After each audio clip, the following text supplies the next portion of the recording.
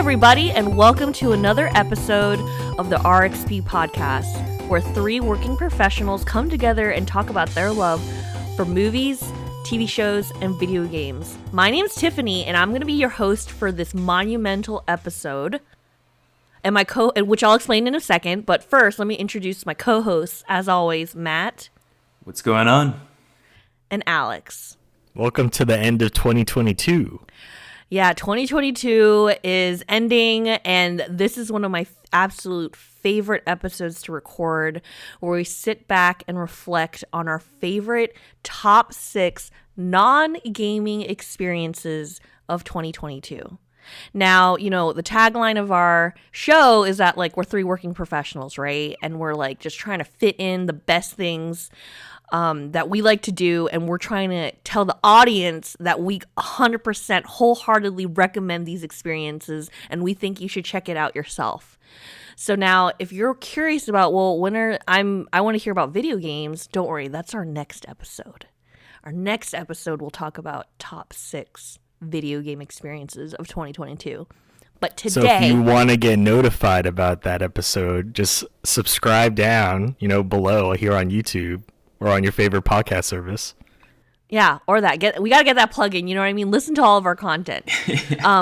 But today's episode is about non-gaming. What does that mean? Movies, TV shows, books, live action experiences. Who knows? We were going to run the gamut today. Mm-hmm. So we took it upon ourselves to rank these, as hard or as easy as this may have been, okay? So we're doing our best. And why top 6? Because we want to. This is our show. Top 5 is not enough, okay? Okay. So I'm honestly just going to open the floor real quick. Who wants... Well, let's do honorable mentions. Honorable mentions first. Should we do that, or should we do top 6? Honorable mention? Is this things that we did experience that just didn't make the list, or things that we're going to experience sometime this year still, but like we just didn't have time? Both. I'm gonna say both. Okay. A little bit of peekins under the curtain for our listeners. We have about 2 weeks. We're recording this episode when we have about 2 weeks left in the year. Exactly 2 weeks, actually. We have exactly 2 weeks left. So, 2 weeks, that's a lot of days. That's 14 days. That's a lot of hours. That's Math checks out. 24 times 14. So, sense. a lot of things could be happening. A lot of things could turn the tide. Yeah, so should I go first? Sure. Okay. Okay. Honorable mentions. So one thing that I did not make the list that I would recommend 100% if you still have time to go, or if it ever comes back. So there is a Harry Potter Forbidden Forest experience that is in 2 parts of the country. There is one in New York and one near DC. And I had the pleasure of going to this experience. It is outside. It's an outdoor walking adventure where this forest area is set up to be like a Harry Potter experience. I mean, it's literally called a Forbidden Forest experience, right? So it's kind of in the name. So it's like you're walking around this forest, and there's photo ops and interactive sections in this walk. They also have food and merch, so you can eat like Cornish pasties or bangers and mash. Oh, that's and so cool.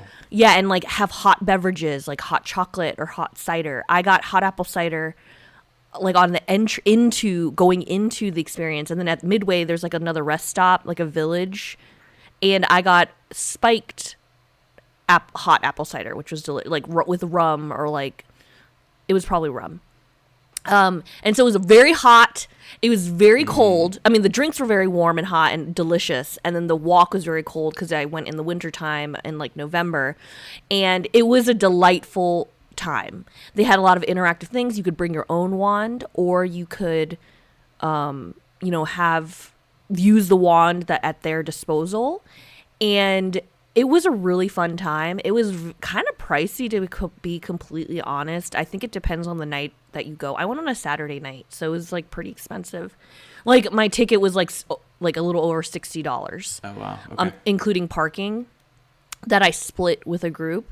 But I had a great, there was a buckbeak there, like the hippogriff, and when so you bowed, they bowed back. Like, I think there was a dude working there that I think was hitting a button every time you bowed. But that's just beside me. I mean, that's a little bit into the magic. What are you Who knows? talking about? It was Yeah, magic.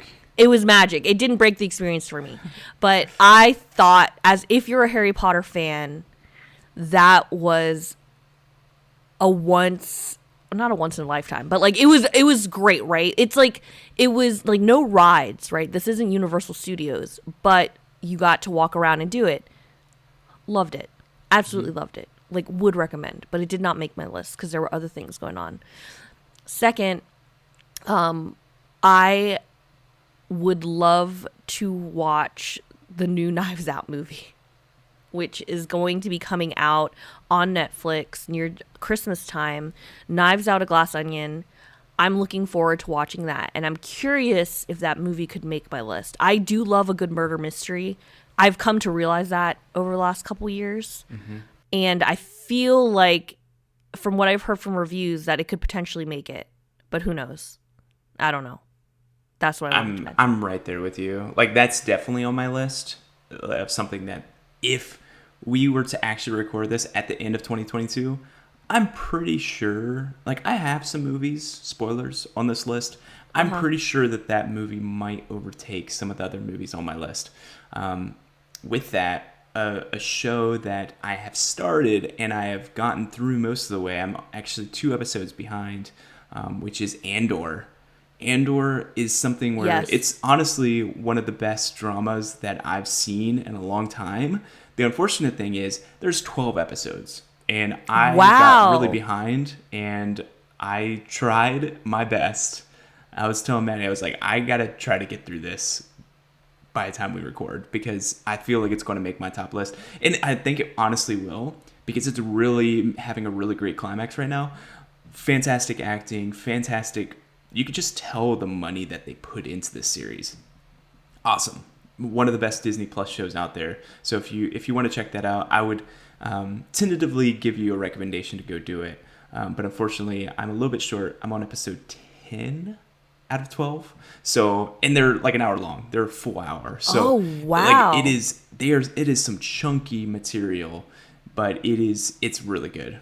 And then one experience that I would say supersedes this list that I just wanted to get out there, because it is the top experience of the year. Probably a top experience. Well, I would say it's a top experience of the life, which is I got married. I got to meet Alex in person. It was a great day. We went to Portland for our honeymoon, and it was awesome. And we had really good food. Portland, Maine. Yeah. Not Oregon. Yeah, not Portland, Oregon. And I wanted to give a shout out because I do think it's a great top experience, but I'm not going to talk about it because, we could probably have more banter on other things. And it's over that. You can't even rank that, right? It's not a 1 through 6. Like, it's a thing that's in a rank of itself. So shout out to that. Go get married, everybody. That's my recommendation. I literally was like, if he says his top experience is getting married and meeting, I would actually no. I said if he says his top experience is meeting Alex, I would literally throw my computer across the screen or across the room. But my computer's here. I'm not throwing it. It was great. I love it. When I get the prints of, like, you two, me, and Yasser all getting a picture at my wedding, I will print it out, put it in a frame, and send it to you guys, because it's going to be really special, and I can't wait to see it. But they're still in development, so we'll see.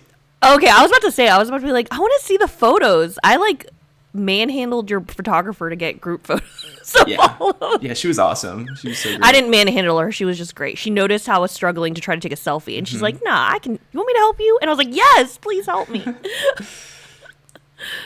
There's a reason why I co-host the show with the both of you, because just like you two, I know The Glass Onion would be on my top 6 if I had experienced it prior to us recording this, but alas, recording early, so it's not there yet. And the other thing I want to honorably mention is Everything Everywhere All at Once. Saw this earlier in the year, came out I think in February, and while it was definitely a memorable movie, I don't think it didn't get quite there for me to say it's one of my top 6 non-gaming experiences for 2022, but I did really enjoy it as it being very non-traditional, very, obscure in terms of the references it makes and the things it makes up on its own. So when I shout that movie out. I was wondering if you were going to mention that movie because I remember you watched it. And so I made a point to watch it myself because I was like, in case this is on his list, I want to be able to talk about it. And it did not make my list either. It didn't make my honorable mentions either. So I think I'm probably much cooler on it than most people. I think it's gotten a lot of acclaim. And I think it's a good movie. I really enjoyed it. But one, I also watched it on the plane. And I think that that's a bias against it because looking back, it's not a movie that I would want to watch on a plane again. Like it is definitely a movie of subtleties, and I think that some of that was lost just because there was screaming babies and all the things that you normally have on a plane. So good movie though. And just like in the theater too, obviously every family is bringing their child to see Everything Everywhere All at Once. Right, the top family movie of the year. Yeah. Yeah, I saw that movie and I had a lot of mixed emotions about it. I thought it was very relatable as like an Asian American from an immigrant family. But I also was like very thrown off by I appreciated seeing it. I don't know that I'd ever watch it again. You know what I mean? Like there are movies that I would 100% watch again, and I have. But this one, I was like, I'm glad I saw it. I'm glad I saw the messages in it. The one thing that I thought was one of the most relatable things that I thought was hilarious was when Michelle Yeoh's character calls Ratatouille Raccacoonie. And the number of times that my mother has jumbled up words to explain, you just chosen the wrong collection of words to say something. I died. I died laughing because I was like, my mom does that and I love her for it. And, I love Michelle Yeoh for it. But yeah, that movie definitely, I don't know that I could recommend. I don't know that I could actually recommend it. You know what I mean? Like, I feel like it's dependent on the individual I'm talking to. I feel like when it comes on streaming, I will recommend it. It's really hard to find right now. Like you have to pay for it. From what I know, I think it's one of those movies though. I saw this piece about Avatar where Avatar is the most successful movie that has zero cultural impact. Like it was a very bold statement, but they were basically talking about how it's very much a mixing pot of movies that have come before and doesn't really add much to like culture in the sense of new movies aren't going to base a lot of their tactics and their story and their plot devices on Avatar, the first Avatar movie. Right. I would say it's the opposite for Everything Everywhere All at Once. I think it's very bombastic. I think there's a lot of like the story with parallel universes. I think they could glean a lot from that movie. And I think that future movies could use that and have an impact on future movies that could be movies right down our alley. So I'd be interested to watch it again. I would probably recommend it to people if it's on streaming because I do think it's one of those. I think it's going to be bigger than what I realize right now, if that makes any sense. Yeah. And, to be completely honest, I'm very curious about if it's going to take any Oscars, yeah, all that stuff. So we'll see come springtime or late winter, midwinter. I don't know. Okay. So honorable mentions out of the way. Who knows? We might be thrown in more throughout the splattering of this conversation. But now we're going to start our official list of top 2022 experiences, non-gaming, asterisk, right now. Who would like to go first with number 6? I'll start. Okay. I think that, this is a really good year. I was telling both of you, I think you had gotten there in time, Tiffany, or I know I was talking to Alex at least, that this might be harder for me to make a top 6 because I think for the first time this year, TV shows have really come to the bumped forefront. It up. It's usually my third media choice. After movies, that's true. after video games, TV shows has upped the game this year. And so I feel like this was pretty tough for me, But as far as number 6 for me, I'm going to start off with a movie with Top Gun Maverick. It's surprising that it even came out this year, but the movie in itself is just it's a cinematic masterpiece. It is something where you're leaving the theater and going, we saw something special. I don't know if you guys watched it, but the cinematography of it, the way that they were able to record G-force, not that they were trying to portray onto the characters, but actual G-force that the actors and actresses were going through in a cockpit, and make that story something that was exciting because there was actually happening to the actors as they went through rigorous training, and the amount of effort that they did to make this movie. Rewatched Top Gun after it, and I was like, Top Gun is one of those things where a lot of people think it's a good movie. It's honestly not. Like, if you rewatch it, it's basically like SNL shorts all stitched together with barely any plot. And Top Gun Maverick is a little bit of that, but it's much better. You get feel, you get heart. There's something at stake. And, I was worried I was going to be like, is this going to be something like very basic war movie? And it wasn't. Like, it had a lot of heart and a lot of feel. And honestly, one of the best shot movies of the year. So definitely something, if you can watch it, watch it. Even if you're not into war, or if you're not into, planes, or dogfighting, watch it. It's the best one of those movies. It definitely has great performances, and it's something that I do think will be at the Oscars. I think that there's going to be a lot of nods, especially with cinematography, sound design, some of those things. So give it a watch. Okay, cool. I have a friend that says Maverick is the number one movie of the year for her. Nice. I have never seen Top Gun. Mm-hmm. So I feel like I should watch Top Gun before I see Top Gun Maverick. But I got to figure out where to do that. But I've heard really good things. Mm-hmm. It adds to it. In everything that Top Gun did well, it made it better. In all the things that it faulted, it kind of went away from that. It's not a perfect movie by any chance. It's not my movie of the year, but it's a good one. Okay. So my number 6 is something that might shock both of you. I don't know.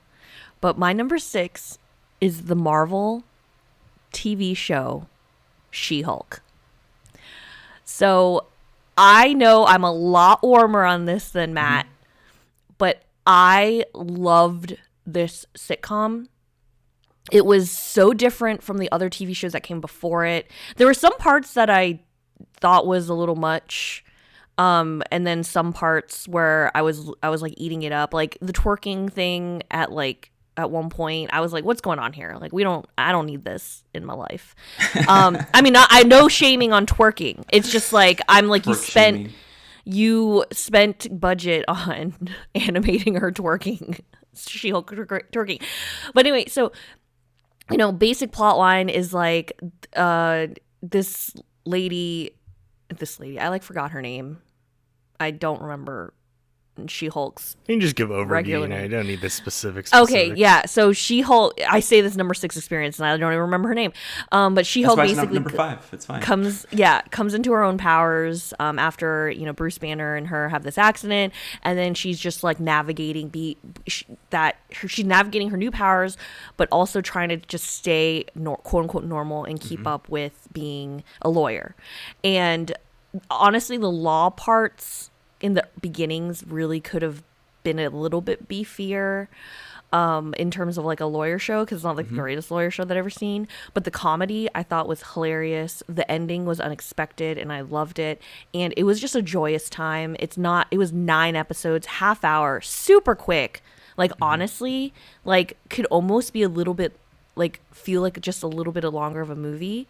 And it was funny, and like I just really liked it. It was just so different. And then also the fact that we're seeing a perspective of like a character, a woman in her 30s just trying to like navigate being in a male dominated industry of like law and stuff. I don't like, just some of the commentary was just so unique that I very much enjoyed it, and I had a good time. So I would recommend watching She-Hulk if you're a Marvel fan, or even if you're not a Marvel fan, to be honest, just to like watch something funny.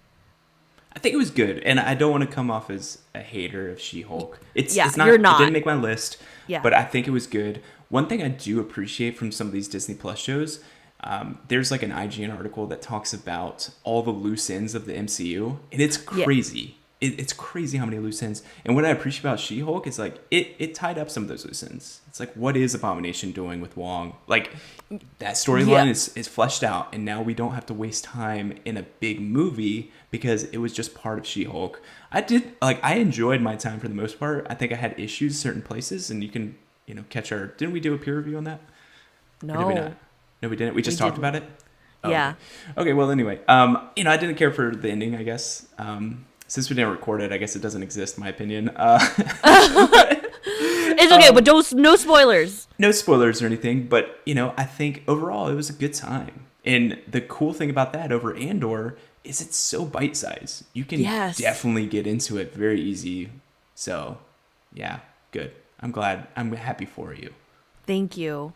There's parts of the Marvel that's for both of us and sections for each of us. Yeah, exactly.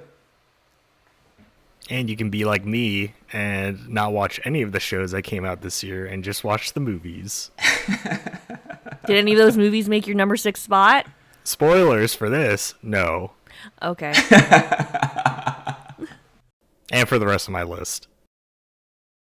Anyway, my number 6, and this is something, so spoilers for this as well, but you've probably already seen it because it's been making the rounds on the internet. And it is the World Coronation series of Pokemon, wherein finally Ash Ketchum has become world champion. Wow. So after his long running journey of literally 25 years, this is the 25th year anniversary of the show, they decided to allow Ash to finally win a world championship and become a Pokemon master, as he's sought out to do after so many years of, journeying through different regions. And this is my number 6 mostly because to preface this, I only watched the final battle, which was Ash versus Leon, who was the champion of Sword and Shield generation, the Galar region. And let me tell you, this is like a Dragon Ball Z level fight where the battle took 4 episodes. Wow. To show everything, right? It's 6v6. They both have their full teams. And, it's my number 6 for 2 reasons. One being Ash finally getting his dream, right? Achieving his goal.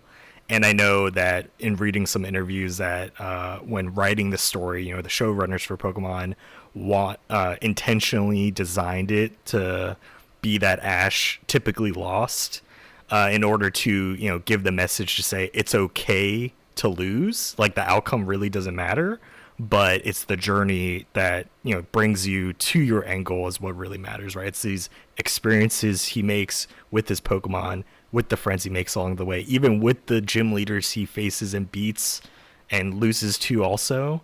And ultimately, it became my number 6 because there's a moment, and so obviously I preface this with spoilers, so there'll be spoilers for this, where it comes down to their Ash's final Pokemon, obviously Pikachu, and Leon's final Pokemon, which was Charizard. Of course. And they do... Okay, before I get to that, I just want to mention, what's also amazing about this battle is that Ash Dynamaxes and uses a Z move, and he doesn't terrestrialize because that's not in the show yet, but now I forget what the other big gimmick is. There's a third gimmick from one of the past games that he also uses, but he uses the main mechanics from the recent games in the battle, and it's so awesome to see these things from the games and from the other regions that he's able to employ, and that's such a nice reflection. Can I ask which Pokemon Dynamaxed? Gengar and Pikachu. Oh, nice. 2 Dynamaxing. And that's what's really interesting because, right, normally you can only Dynamax 1 Pokemon during a battle, but there's a story plot during the battle that happens that allows them to Dynamax a second time. Can you tell me his Ash's lineup? Do you remember his 6? I need to know. Like, so I need the 6, he has Gengar. of OG number 1 for me. Yeah, OG. Like in Gen 1, Gengar is my favorite Pokemon from Gen 1. He has Galarian. I think it's Galarian Farfetch'd. Okay, so So like, was it evolved? he's got the sword and shield, sword the guy? leek sword, Yeah. and the shield. Yep. He has Dragonite. Oh, these are all OG. Okay. Oh, we're gonna get there. He Okay. also has the fossil Pokemon from the Galar region, which was like the tail. Like, it was like the weird. You know how in Sword and Shield they had like the weird like shapes Yeah. for the fossil Pokemon? And it was just like a tail with a mouth on its head, but it was a dragon type. I forget its name, but Okay. it looks really strange. Okay. But he has that. And let's see, what else does he have? Oh man, I'm forgetting. Obviously he has Pikachu, but I Okay, think so that's that's only 5. 5. Yeah, that's 5. So what was his 6th one? Are we going to try It to help should- him out? Are we going to Google it real quick? As you're here, I have a follow-up question. As you're, refreshing your mind / Googling, does Ash age, or is he like 40 meeting his dreams? I don't actually know, because I haven't kept up with the series, so I don't know if they're like de-aging him, or So he if they're doesn't, just like- saying like this all takes place in like a year or Okay. something. I don't know. Okay, all right. Is it Lucario? Yes, Lucario. Okay. Oh, nice. Oh man, how could I forget Yeah, Lucario? Lucario's Oh no, he mega evolves. That's the Mega third Evolve. thing. That's Yes. it. Yeah. So he mega evolves Lucario, and he Gigantamaxes Gengar and Pikachu. So obviously, Gigantamax Pikachu is just a nod to Fat Pikachu. And then Gigantamax Gengar is when he's like in the ground, but he's got like a really big mouth, and then Yes. his like tongue is like flapping around. Yeah. I hate that. I hate Yeah, that. Okay. and then he Z moves with Pikachu as well. So like amazing. Like the fact that they use all 3 mechanics in the fight is such a great culmination. Nice. But the point I was getting back to, the moment during the battle, the 4 episodes that really got me, was when it's down to Pikachu versus Charizard, and they do a moves that they collide with each other, and obviously they do the dramatic effect of like, oh, like, which Pokemon's gonna pass out first, and it looks to be Pikachu, but while Pikachu, and it's from Pikachu's perspective, his eyes close, and then it kind of whites out the screen, so you think, oh god, yeah, Pikachu fainted, but then it goes into like this dream state where Pikachu wakes up, and he sees old school Squirtle and Bulbasaur standing over him, and this is like Squirtle with the glasses, like the shades. Oh, Squirtle Squad. Right. And he gets up, and then it flashes through these like images of showing every team that Ash used through the show. So Oh my like God. all 6 Pokemon from like 8 different generations. Like it's this team of 6, the OG team, and then this team of 6, and it goes through and it's like 8 different teams. And Ash comes through, and it is the emotion of saying, hey, we're with you, that allows Pikachu to get back up. And then they do one more move where it's like Charizard versus Pikachu that ends the battle, and ultimately Pikachu wins. And it's this thing of saying, hey, look at the journey we've been on. And then we finally get to the end, and that's like the power that allows Pikachu to win, right? To come through in the end. And so it's just this emotional journey to see, even though I didn't watch most of the shows, to be satisfied by this ending and like having Ash finally win. And what's interesting is, so they obviously announced that the show is going to continue with the new protagonist. Yeah, I saw And that. what's cool is, if you notice, her hair clip that the new protagonist has is the same weird green swoosh that is on Ash's hat. So a little bit of, and Ash's original hat, obviously, from like that Yeah. he wears, because he does change hats at least throughout the the show. shows or the seasons. And so a little bit of Ash continues to live on in the new character's design, so I can appreciate that. But yeah, definitely with Pokemon being something that is connected between the 3 of us, right? I've played every single generation of Pokemon, and even up to the most recent release of Scarlet and Violet. It's just a great kind of culmination of that experience. So you would recommend watching those last 4 episodes?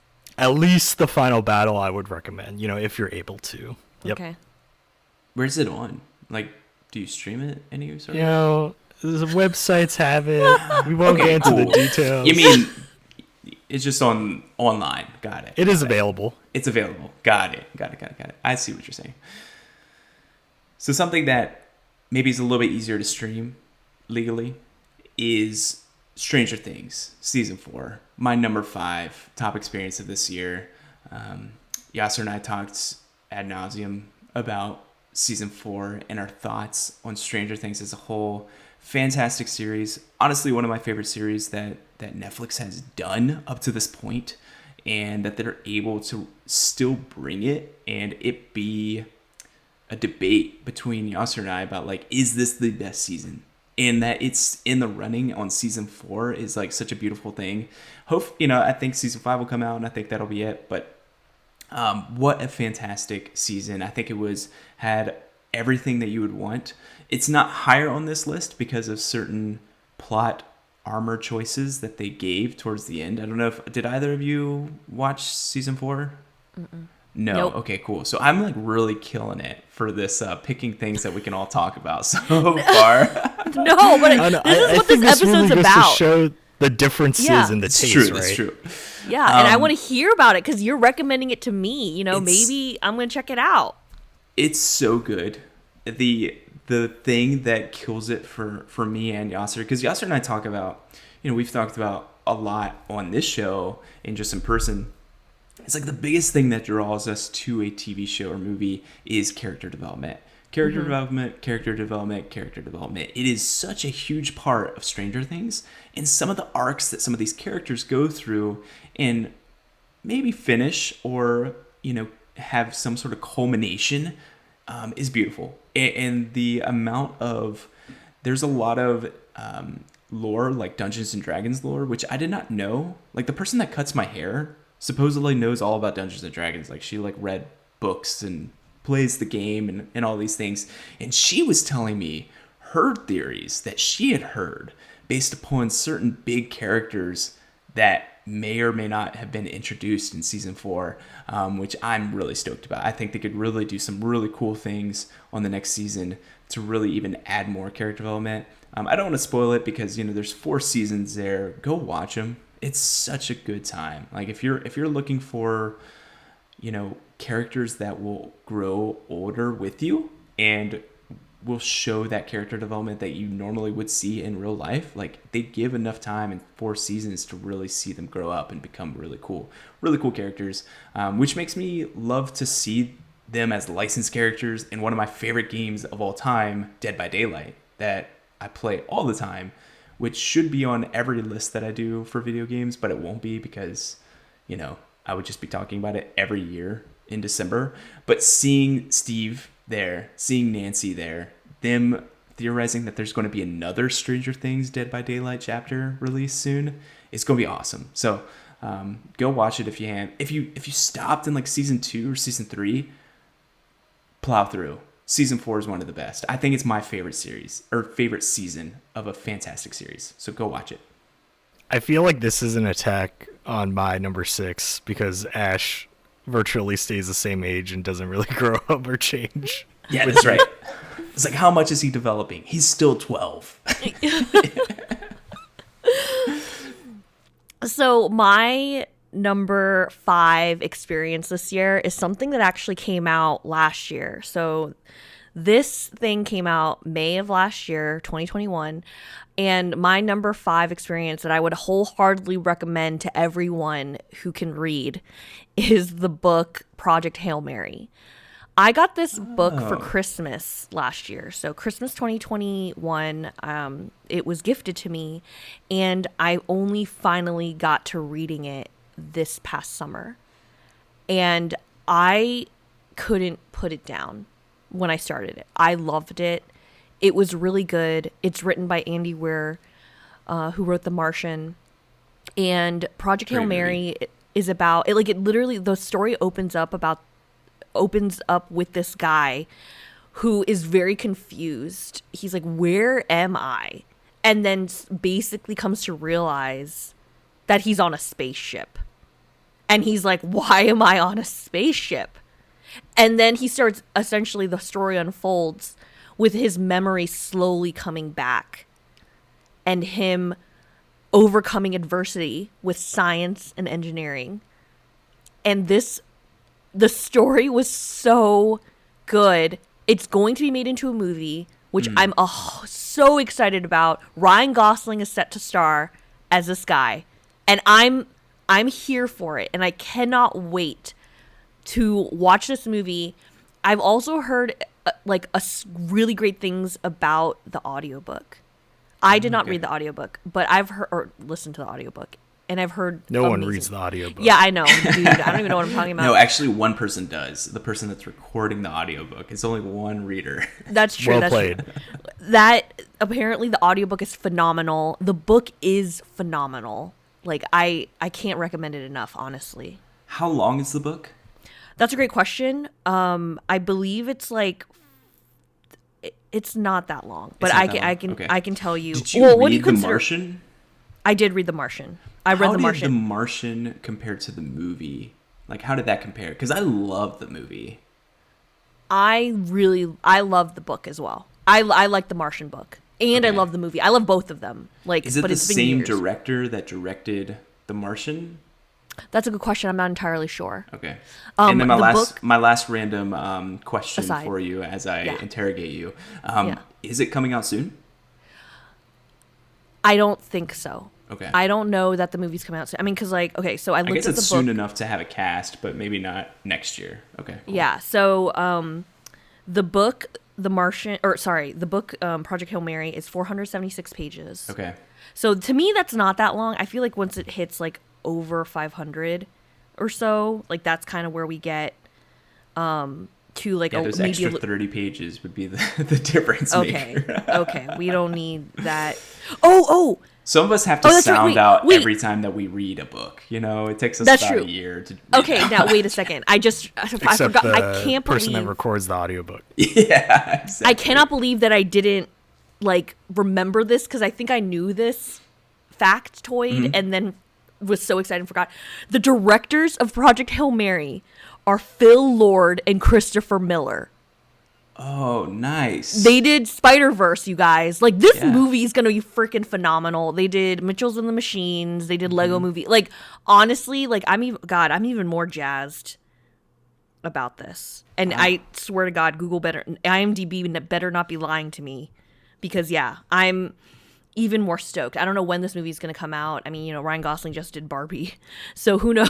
When he was filming.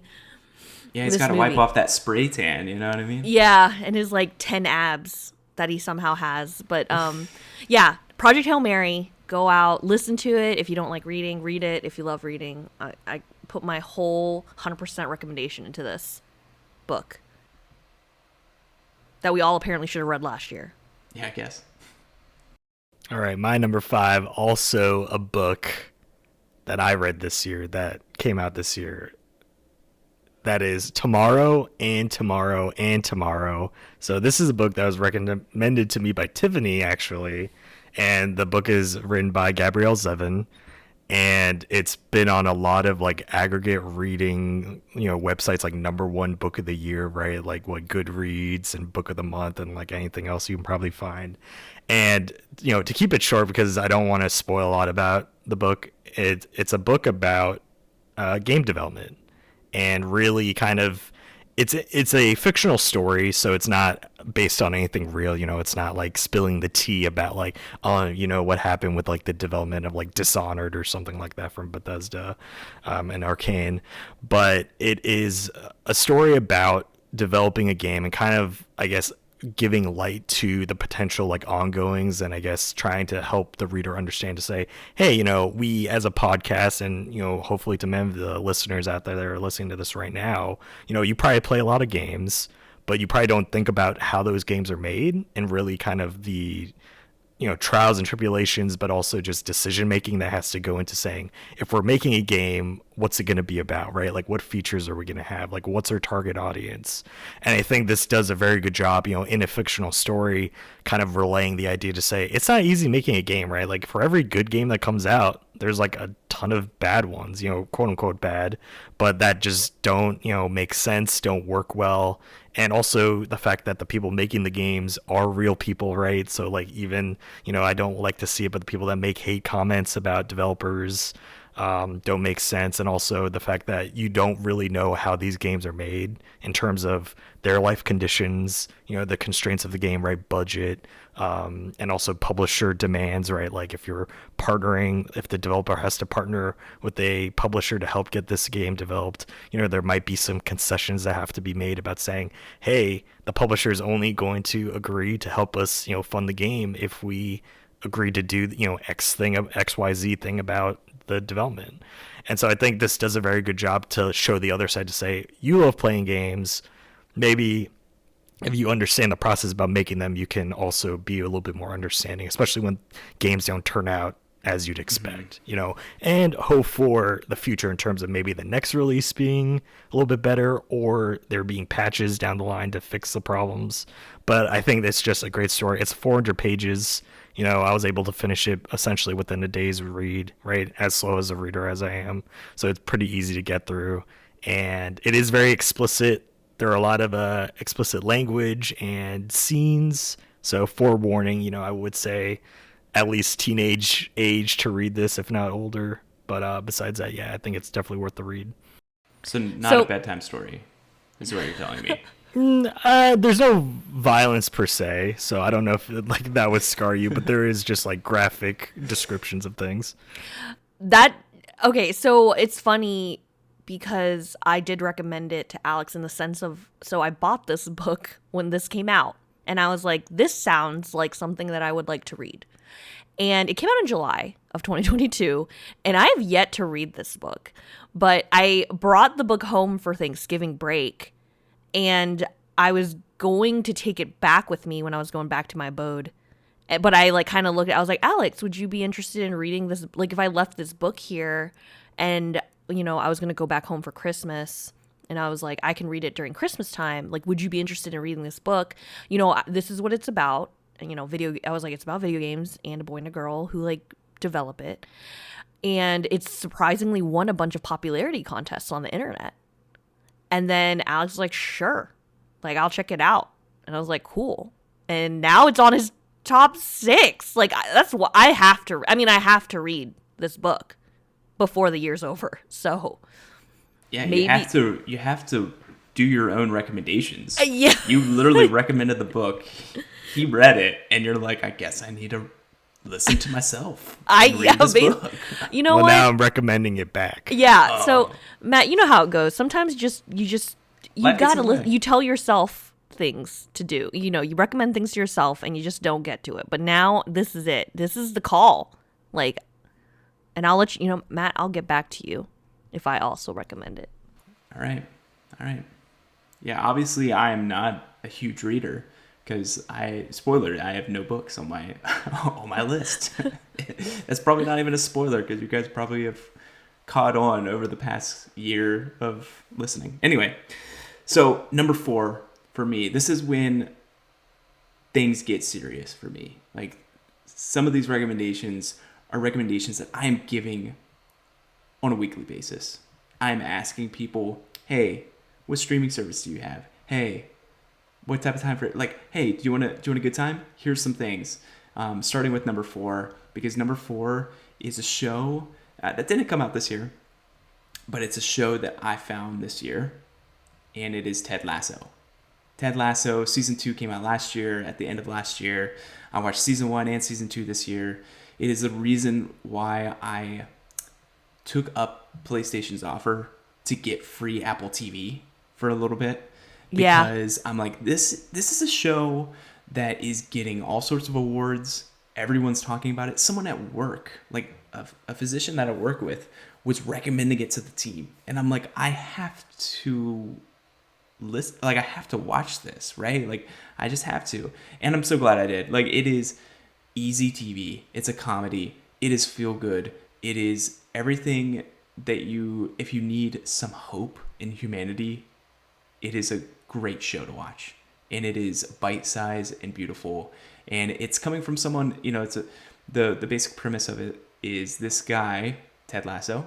He is a football coach, an American football coach, and he gets asked to be a football coach in England. Problem is, football there is actually soccer, and he has no idea what he's doing. But the dude is from Wichita, Kansas. He is just a good old guy that just sees everything with like scarlet glasses. Like he's got a beautiful mindset of people and always gives people a second chance even though they don't deserve it. And he's like everything that I wish I could be in a lot of ways. And it's great. If you want a feel-good show, it is the most feel-good show that I've ever watched. And it really kept me going. I finished it just like a month ago, and it leaves such a good cliffhanger for season 3, and I cannot wait to see where it goes. You all have watched it? Question mark? No. Nope. No, okay. You guys have to. It's so good. It's so good. The other two, do it if, you're interested or if you were thinking about it, go for it. But Ted Lasso is honestly something that I think anyone could get something out of. Okay. I mean, so I love growing up. I really liked motivational sports movies. Like, I don't know what it was. I don't Remember care the about Titans sports. happened to all of us, yeah. Yeah, like it wasn't like I actually watched Remember Titans like super late, but like, Okay. The Blind Side is one of my absolute favorite Great, movies. great I will movie. recommend it to anyone. I don't know the rules of most sports other than basketball. And even then I barely know the number, like the appropriate number of players per team on a field. I don't know what they're, whatever. I love sports movies though, but I have not watched Ted Lasso. I have not. And everyone gushes about it. And I just haven't done it. I just haven't watched it. Here's the biggest thing. I am not even just not a fan of soccer. Like, I'm almost like an anti-fan. I am a big sports person. Like, I enjoy watching sports. I love going to sporting events. I love talking about sports.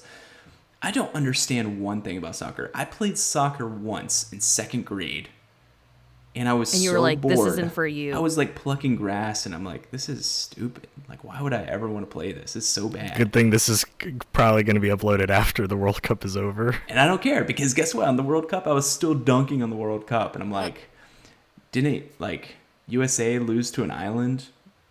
Or tie with an island? Like, talking about Wales. Like, just getting soccer fans mad, like, that is the type of person that I am when it comes to soccer. Oh my God. It's like, whatever to me. I don't understand the hype. It's obviously not a huge American sport. So, there you go.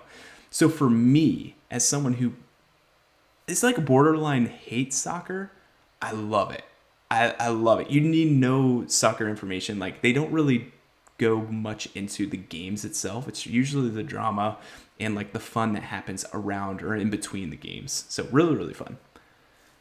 I feel like most sports, quote unquote, movies are like that though, right? Like they use the sport as the like thing The where backdrop. the events are happening around, but it's about the like intrapersonal like relationships, and that's probably why a lot, like especially Tiffany, can relate to those, because you don't need to know the sport. You don't need to know the intricacies for the most part about what's happening. You just need to know it's like, hey, this guy and this guy, they got beef. They got sorted out. Mm-hmm. That's like the main takeaway. Yep. I love the interpersonal relationships and the growth that come from it, Mm-hmm. That's by heart what I loved about sports movies. So you know what? So my Apple TV Plus expired through PlayStation. Alex's Apple TV Plus expired through PlayStation. So when Foundation Season 2 comes, I will re-up, and then I will give Ted Lasso a watch That sounds during while I wait for Foundation to like get through the episodes. Okay. So my number 4, I feel like it's not a Tiffany list if there's not a theme park ride in it. I'm just kidding. Point. I don't know. But this year I had the pleasure of checking out Epcot's new ride, Guardians of the Galaxy Cosmic Rewind. And let me just tell you, I had to wake up at 6:58 in the morning to get in a virtual queue to get access to this ride, or I could have paid $20 to get on this ride, right? And so I'm like, I could just wake up a little bit early and try to take my chances. To be honest, though, if I hadn't gotten in the virtual queue, I would have paid $20, okay? And let me just say that this ride, by far, hands down, best coaster of Disney properties. I have not yet ridden the Tron coaster that's in Hong Kong or Shanghai. I can't remember which park. It is coming to the United States, so maybe I'll eat my words then. But for now, Epcot Cosmic Rewind is the number one Disney coaster. In America. In America. Okay, yeah. Let's preface, in America, that 100%. So the thematic entrance to it, they have the giant, I can't remember if it's the Milano or the Benatar. It's probably the Milano. They have like the Guardian ship right outside the ride. You go into the ride and the whole atmosphere. This is spoilers, by the way. Obviously spoilers for the ride. Half spoilers. There's half spoilers. Because I don't want to ruin the experience for Alex and Matt. Because I know those two. Never go half spoilers. Those two are going. What'd you just say? You never go full spoilers or half spoilers. You go. It's all or nothing. No, it's all or nothing. No. So, because I know they're gonna experience it eventually, but when you walk into the line, essentially, you know how they have like a line before the ride. This building is themed like a cultural exchange center between Xandar and Earth. And that is the coolest thing I've ever tried to wrap my head around. It plays like a planetarium. Like you go through and you like hear about Xandar human relations and like you hear about Xandar's solar system. You know what I mean? Like it is so cool. Like you're like waiting in line. You're like listening to like factoids. You feel like you're about to enter space. Like, I mean, that's part of the ride too. Like you're about to like enter space, like you go into space and you go to like, you're about to like visit Xandar or something, right? And after I rode this ride, which by the way, the ride has about 7 songs. So like Guardians of the Galaxy is known for their like poppin' music, right? Rock and roll music. This ride has 7 different songs that have been specifically catered and picked for the ride to match its movements and its music beats. And so every time you ride the ride, you get a different so it's random. It's a random song. So honestly, you need to ride the ride 7 times to like get all the ins and outs. $20 each time. That's true, to have a chance. Also found out it's a gotcha system. They debuted this year a Christmas themed so for the holidays they have like extra songs that are holiday themed that like essentially replace the normal repertoire. Ride it 7 + 7 times now. Gotta ride it 20 times. But so they have Christmas music or like holiday music, excuse me. I don't know if it's just Christmas. It might be just holiday tunes that match up with this ride. And it is there are interactive bits to it. Interactive in the sense, that you're like a person in a scene, right? Like that's really cool. What songs did you get when you went on the ride? Oh, shoot. That's such a good question. I did look up what the songs were, and I can't remember which song I got. Gotcha. Okay. I rode this in October. But what was amazing is that after I rode this ride with my best friend, we literally were like, do we pay $20 to go back? Like, because you can either get the fast it's like the virtual queue, which you have to wait. Like we basically like got it and we got a group number and we had to come back later in the day to ride the ride. After we rode it, we still had like the park was still open for another like 5 hours and we were like, do we pay money to do it again? And honestly, we were like, and it's $20 a person.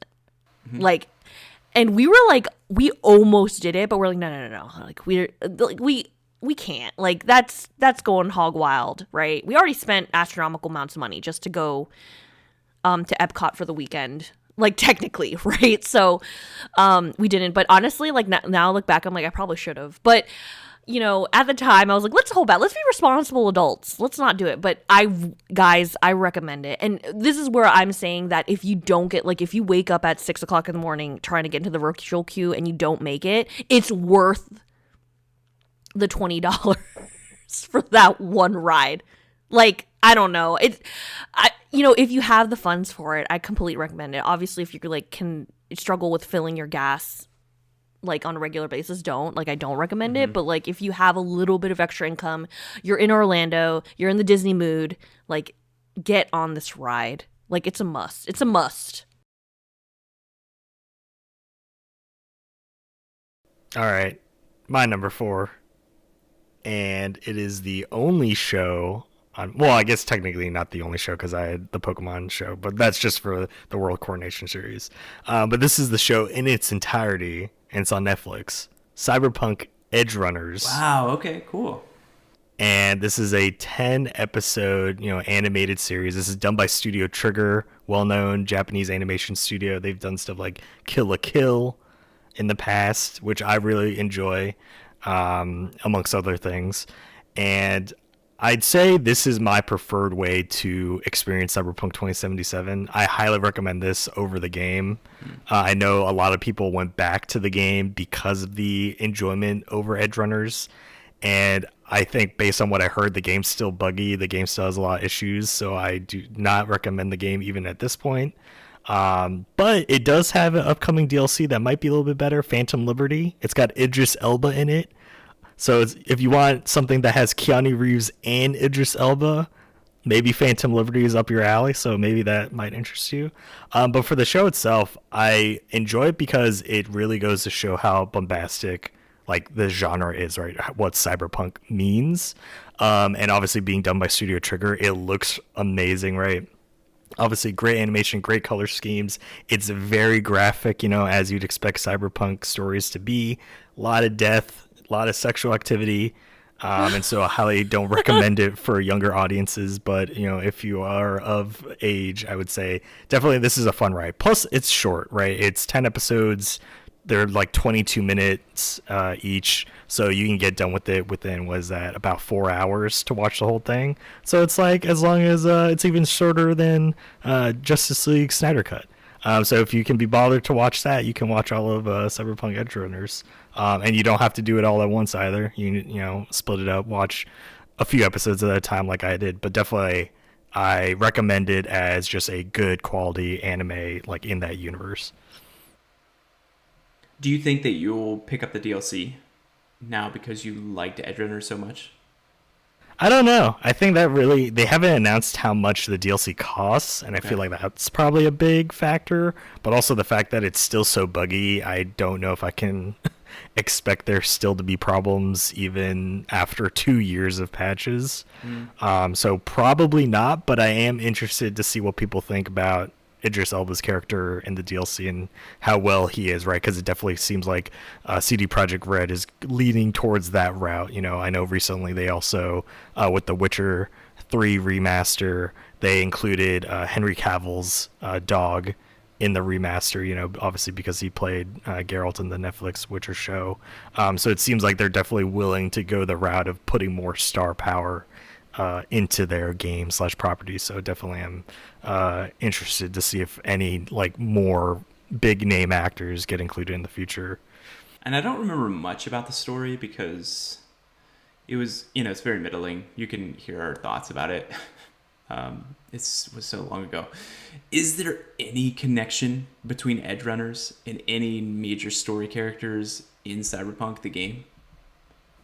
So if you remember the Fixers, who are the characters that give jobs to you, Wakako, who was the first Fixer that you interface with, she is in the show very briefly. Oh, okay. So there is connection there with that Fixer. But other than that, I guess the only other notable character would be Atom Smasher shows up, which you probably remember, who's the big, like, cyberpunked out, like, almost fully robotic human. Yeah, so he does appear, and he's very menacing as he is in the game. So besides those two characters, they're all unique to the show. They're contained in the show because their stories wrap up in the show. So definitely lean into that. They did also include something in an update to the game that's from the show as well. So if the show interests you that much, there's an item you can get. I'll just call it the Sandevistan is in the game. So in case you watch a show and you understand that, go back, play the game if you have it. It's there available to pick up. It is missable though. So it's like a very specific route. You have to go like go to a certain place and do a specific thing to get it. But other than that, I'd say yeah, the show's great. Interesting. Cool. I think I'm going to check out the DLC just to see. It depends on how much it is. I would hope they're not going to be gouging us with a terrible price because of the launch, because I feel like they're trying to get us back in, like in their good graces. So then when they do Witcher 4, people will actually buy the game. But we'll see, I guess. My number 3. Here's the thing. 2 out of my top 3 I finished in the past week preparing for this show. And number 3 is one of them. Number 3 is one of my favorite shows this year, Rings of Power on Amazon. It is... Oh my gosh! It's amazing. This makes me so happy. Yeah. It is cinematic when other shows just aren't. It is one of those shows where you're watching it and you're thinking, this has the same amount of cinematic to it as The Hobbit. As those 3 movies that they rushed out. Like, this is bringing it back to form. And this is something where I am enjoying every single episode of this. One of, I think, episode 5 or 6, one of the best TV episodes I have ever seen. And it just shows how great this series is. It is going to be 5 seasons, and I didn't know how they were going to stretch it out, but honestly, I see their vision and I see what they're going for. The cool thing about it, and this is the thing I want to give props to, you have one of the biggest cultural phenomena ever in Lord of the Rings. It is something that is very well read. A lot of people have read it. They've at least read The Hobbit.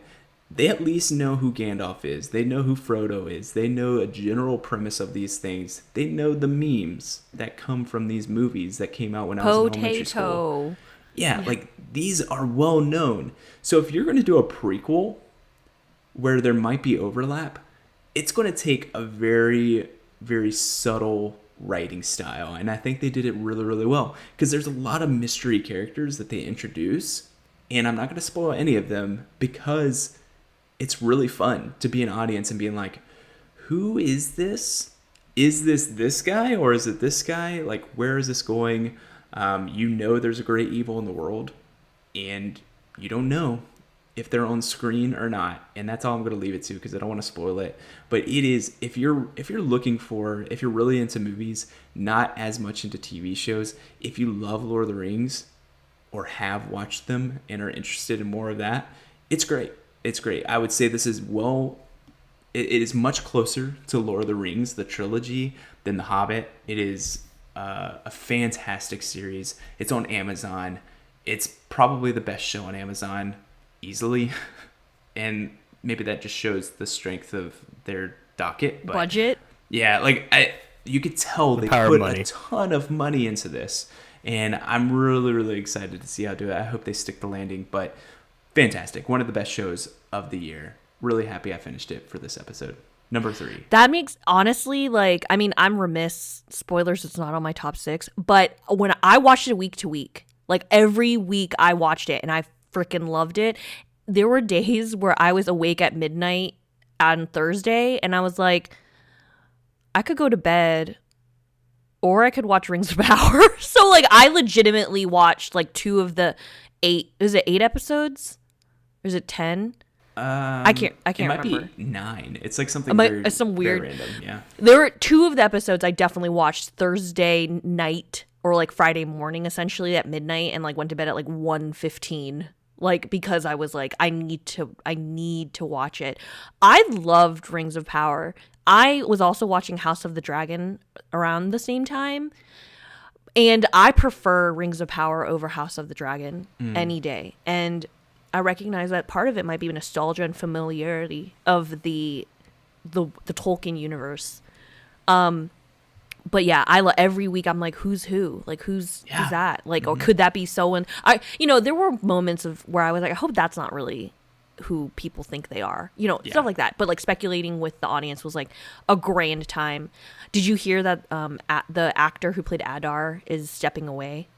Really? Yeah, I don't know what that's about, but yeah, he's like, I thank you for the time that I've had with the show, but I will not be part of. And I'm like, dang, like that would be good if you stay. Like, I'm confused. Yeah.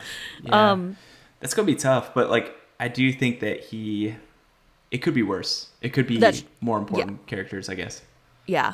And so I really did I know that there's so much online discourse, for fans of Tolkien and, having issues with the show. I do have to say my biggest I don't have it's not necessarily an issue, but my sadness is that they have to condense the timeline. I mean, I'm not saying that I'm a Tolkien expert at all, but knowing that it intentionally is supposed to take place over thousands of years because elves just essentially live forever, and the fact that they have to condense it to a calendar year, if not a few months or something, that is kind of a bummer.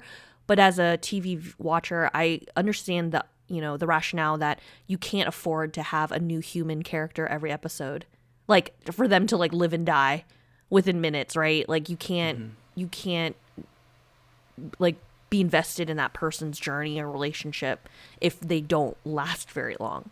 Yeah. I think it's interesting because I feel like it's from an elf's perspective. This entire show, most of it is from an elf's perspective.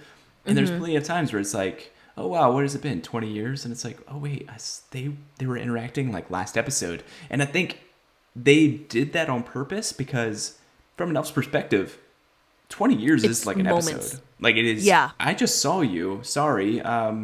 What's happened? Oh, you have kids now. That's crazy. Yeah. I think they did it well, as well as they could. Because I stopped after 2 episodes, went back and read the source material, the Silmarillion, which I already said, something I don't recommend.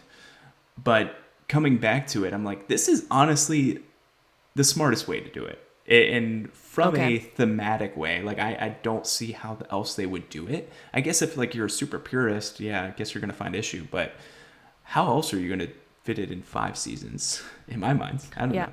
That's true. And I want to shout out the dwarves. For me, the dwarves stole the show. Durin and Disa, I'd watch a movie about them. So yeah, love it. I'm so oh god, talking about Rings of Power it brings me back. I forget which. It's like a Hobbit equivalent. They're the Brandy Bucks, or I forget who they are. They were the Harfoots. The Harfoots.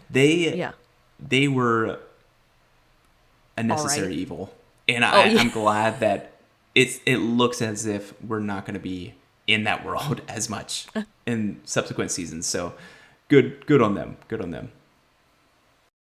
Yeah. Okay. So I just want to go back because you're talking about the passage of time, that it's similar to The Witcher, where people complained about The Witcher season 1 and then they showed each character's journey and disjointed, but it was all over different timelines. And I feel at least in visual storytelling, they've not many stories really have dealt with it. Something that comes to mind is Pulp Fiction, right back in the day, where that was all done out of order, and that was you trying to piece together what the actual events and how they elapsed in the order in which that happened, and that was kind of the gimmick of that movie. But it feels we haven't done a lot of multiple timelines, or especially periods of time with respect to different characters that all have different effects on them, well, at least visually, because movies, most visual things, are usually very linear, so it's hard to kind of have that linear time or story, but have it at different degrees or rates for different characters. So I think that really plays into saying, from the elves perspective, as you mentioned, 20 years is the length to them, is a split second or feels like a night, but to another race it's a lifetime, or many significant things can happen. So I think we're still struggling to get there, but probably Rings of Power is another one of those shows that's trying to get people to understand, hey, it's not just exactly this, but it's also many different stories happening at the same time, similar to how as we'll get into it with Marvel and the multiverse that they're trying to do, a lot of that is resolving what's happening when and everything, where it's happening to. So that's just something I think we're getting to now, finally, visually in storytelling. So funny that you should bring up Marvel, because my number 3 is another Marvel property. My number 3 experience that not sponsored, wish I was sponsored, is Black Panther: Wakanda Forever. That was the best Marvel movie to come out this year. It dealt with the plot was really good. Like, for what they had to deal with the passing of Chadwick Boseman as Black Panther, I thought it handled it so well. Like, you know, grief is a major theme of the movie, and we saw all the different characters experiencing grief and coping with grief in their own way. And I think this movie was the best outcome of what what they had. Like, they reconstructed the plot to be something very good and meaningful. I really ended up liking Namor.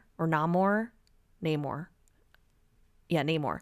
And I'm glad that we got introduced to a new part of the Marvel, like, Earth universe, essentially, by getting to see this, like, underwater area. I recommend it. Like, it was just really good. Like, it was very good. I saw it twice in theaters. I cried a lot. It was very cathartic, just, like, releasing all of my emotions in this movie. And, like, it was the best Marvel movie of the year. I mean, like, probably the best Marvel, like, visual thing in 2022, in my opinion. It's, like, fantastic movie. Yeah, I agree. I think it's the best Marvel had to offer this year. It's not in my top 6, but I definitely agree with you. I think it was good. It was one of the best Phase 4 movies. I think Phase 4, in my mind, has really slumped in a lot of ways, but this was a kind of return to form. It wasn't my top favorite Marvel movie of all time, but it was a movie where it was true to form, and it had a good plot, it had good characters, it had, against all odds, like there were some really high stakes, and I really enjoyed it. And I think, honestly, I think it opens up to what could be a new threat / a new storyline that happens. I think the war on Wakanda is not something that's over, and I think it's going to be either part of Phase 4 or maybe going into Phase 5 for them. Like, for me, what I love about Marvel is when they have bigger stakes than that movie. You go away from that movie and you're like, you know what? That's going to be important. Like, this is going to be required reading for another movie to come. And I think it was that. And I think, honestly, for it to hit as well as it did when their actor passed, that is awesome. That's fantastic. Like, and I think it was a great tribute. I think they did a really good thing. I honestly think one of my favorite parts was opening with the Marvel emblem with Chadwick Boseman in it, and it was silent. Yeah. I watched, so Maddie and I are going through MCU, kind of MCU, reviewing it as we go, making our list. She's never seen any of them. We got to Black Panther, the first one. Honestly, it's top of our list for both of us at this point. Like, it's the best movie. When it came out, it was the best movie Marvel had to offer. And they put that Marvel emblem with Chadwick Boseman in Marvel on Disney Plus. Like, it's nice to see them really respecting him in that way, because beyond everything, like, they made a lot of money off of him. He was a great actor, but in a lot of ways he was their friend, and it's, it was real life, him passing, and I think they did a really good job. So I would recommend, even though it's not in my top 6, I would recommend it, because I think it does show kind of like a new age for Wakanda, even with some really unfortunate passing of Chadwick Boseman. My number 3, as I do every year, it has to have a Dreamcatcher song. Oh my God. Wait, no comments about Wakanda Forever? No. Okay. Did you watch it? I'll just say, I did watch it. I'll say I have no Marvel on my list. Yeah. That's my preview. That, as you said too, I think Wakanda Forever is the best thing that did come out this year, especially because I only watched the 3 movies that came out. I didn't watch any of the TV shows. But that is to say, I think this is the problem, right? As most people feel, it's the intermission of the Marvel universe. And so it's, right, settling, I guess, some of the things from the last phase, and then also trying to set up for the new phase. And so that split in the story feels like rough, right? Because it feels like a lot of things are happening and it's important for character growth for a lot of these characters, especially in Black Panther with the, spoilers, the passing of the mantle, right? But it feels like there's not a lot of stakes right now. And so, like, for me, especially as a takeaway, it's a lot of these movies aren't very impactful because while they are resolving character stories, they're not, like, nothing's at risk really most of the time, except maybe you could say Multiverse of Madness had some risk there. But, like, at the end of the day, that's also saying, well, we can just throw things out the window because it's a multiverse. But that's my main takeaway. But going back to the more important thing, talking about things that may or may not have in dreams, Dreamcatcher, once again, I bring my favorite song of the year by Dreamcatcher, and that's Fairy Tale, as in, like a fable. And, it's very simple. I really love this song. It's a mix of their vocals plus just like, it's more like electronic style this year for this particular song. And it's just about, following your dreams. It's a very simple message of just being able to live within the moment of saying, hey, right, life is tough, but you have those dreams that you follow and that you aspire to, and being able to at least also potentially enjoy those dreams coming true and having that something to look forward to, especially in these times where there's a lot of issues that people are having these days with, mental health, that being a very big thing that's coming up. And so I think this song kind of fits with that theme of the year of saying, hey, listen, we're coming off of pandemic. There's a war happening. The World Cup is being hosted by a country whose government doesn't do many great things for its people, or especially migrants, but there's something to look forward to, right? It's always like, don't get bogged down in what, has happened or what is happening, but also be able to find the hope and understand, hey, even if right now there isn't something that's great that's happening, you can have something great happen in the future. And so I really love it.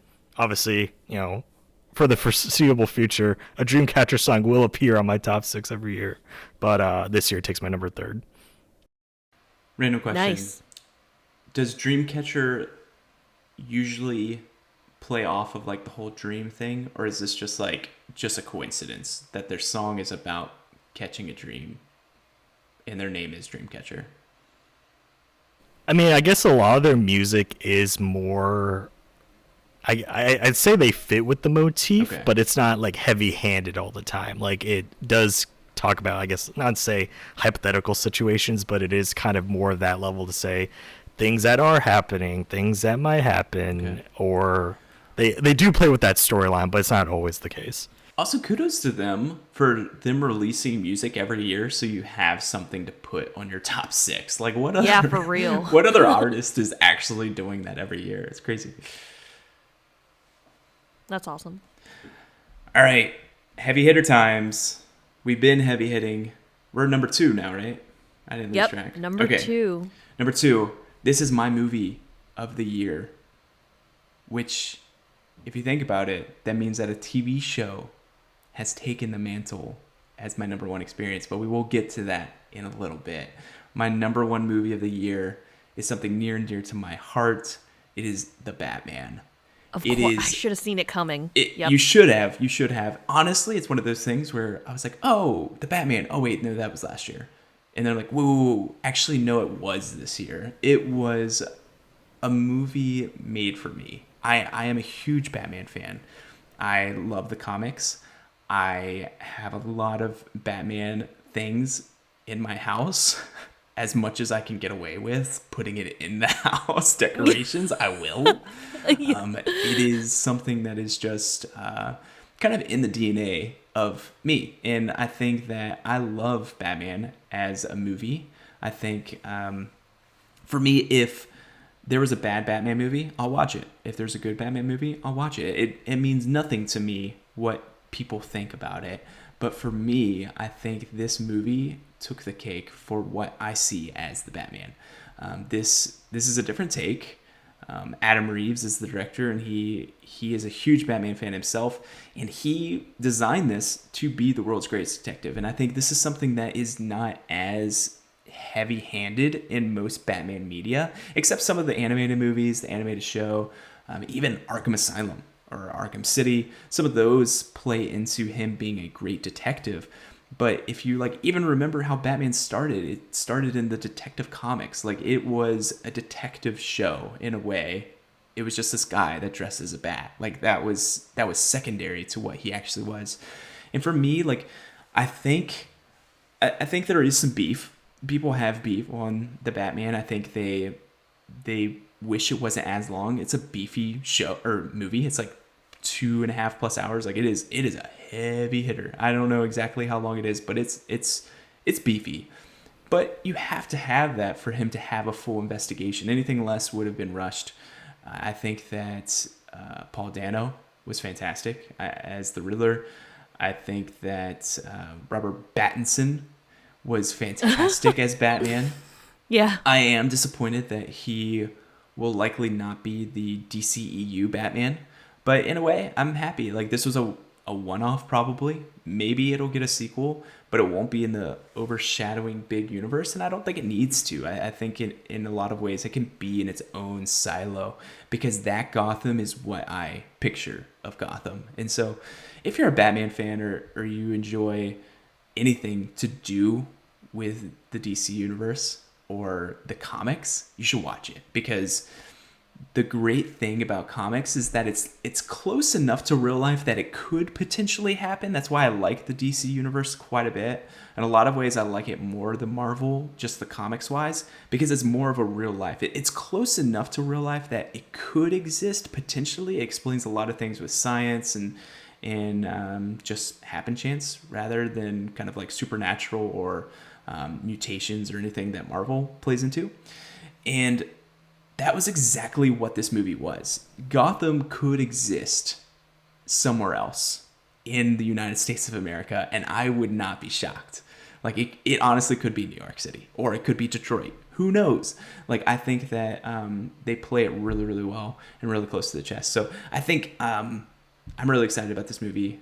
I have HBO Max now, so I will be rewatching it probably soon. But it is by far the movie that blew me away the most. And I don't think it's going to win many awards, and I don't think it needs to. It's a special movie. Because it won the award in your heart. It did. You know, it did. You know?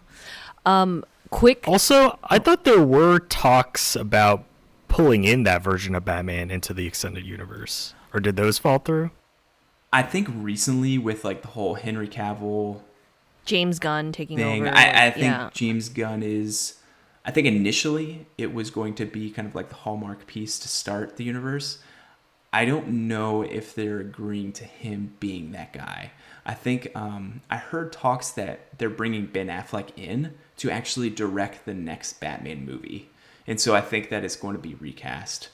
Which, honestly, Ben Affleck, I like him as an actor. He's much better as a director, in my mind. He's a very good director, and I think they're in good hands if they allow him to direct it. But I think recently, in the past couple weeks, that has shifted, which sucks because I think Matt Reeves needs another shot. Like, I would love to go back into the universe, and if it has to be a separate universe, that's okay. Like, they're going to have a Joker 2, which is not going to be in the DC universe. It could be, they can both happen, I guess. The Benson may return. I hope so. He did awesome. He did so good. So I looked up the runtime. It's 176 minutes. So Yeah. Close to 3 hours. Yeah. I watched it on HBO Max with some friends, and it was very dark in visual and in plot, I guess. Mm-hmm. Where it wasn't as dark as the Nolan in terms of plot, but I thought it was good. But like, I think I'm of the camp of people that it was long. It was just very long, and it is him being a detective and him sleuthing and searching. But I also don't have as much nostalgia for Batman as I know that you do. But I thought it was a good movie. But it's you got to put away some time for it. I honestly think, because you do need a lot of time to show that story. It's one of those things where I was listening to a podcast and they were talking about it a little bit. And they're like, this might be a good show. What if this was an HBO Max show? If it had the same budget, I'm like, you're right. I would love to see that 3 hours turn into 6 hours. I'd love to see this be bigger than what it was and take their time. Honestly, if they had to can the movie because of the DC universe, I would hope that something like this would be kind of an HBO Max show. I think that would work super well with the style and kind of how it was kind of like slow burn over those 3 hours. I think it would be perfect. So my number 2 experience that I recommend takes a different medium than anything that we've discussed thus far. And my number 2 recommended experience is a board game called Charterstone. So this game has been out since 2017, I believe, and I've had it for years. Like I got it as a gift, and I hadn't whipped it out until I haven't whipped it out successfully until this year. And Charterstone, fun fact, it's also on digital platform. Like it's on PC and Switch. Like they made a digital version. I don't know if it's on PlayStation or Xbox, but there's a digital version. So let me explain the premise of this game. So it's described as a competitive legacy game scaled for 1 to 6 players, and you construct buildings and inhabit a shared village. So legitimately, when I say legacy game, if you're unfamiliar with the term, it's a board game. A legacy game is a board game that you play over multiple instances of a plot line, of a storyline. So I is feel it like kind of this like is Dungeons and Dragons almost? Like how it's like going through a campaign?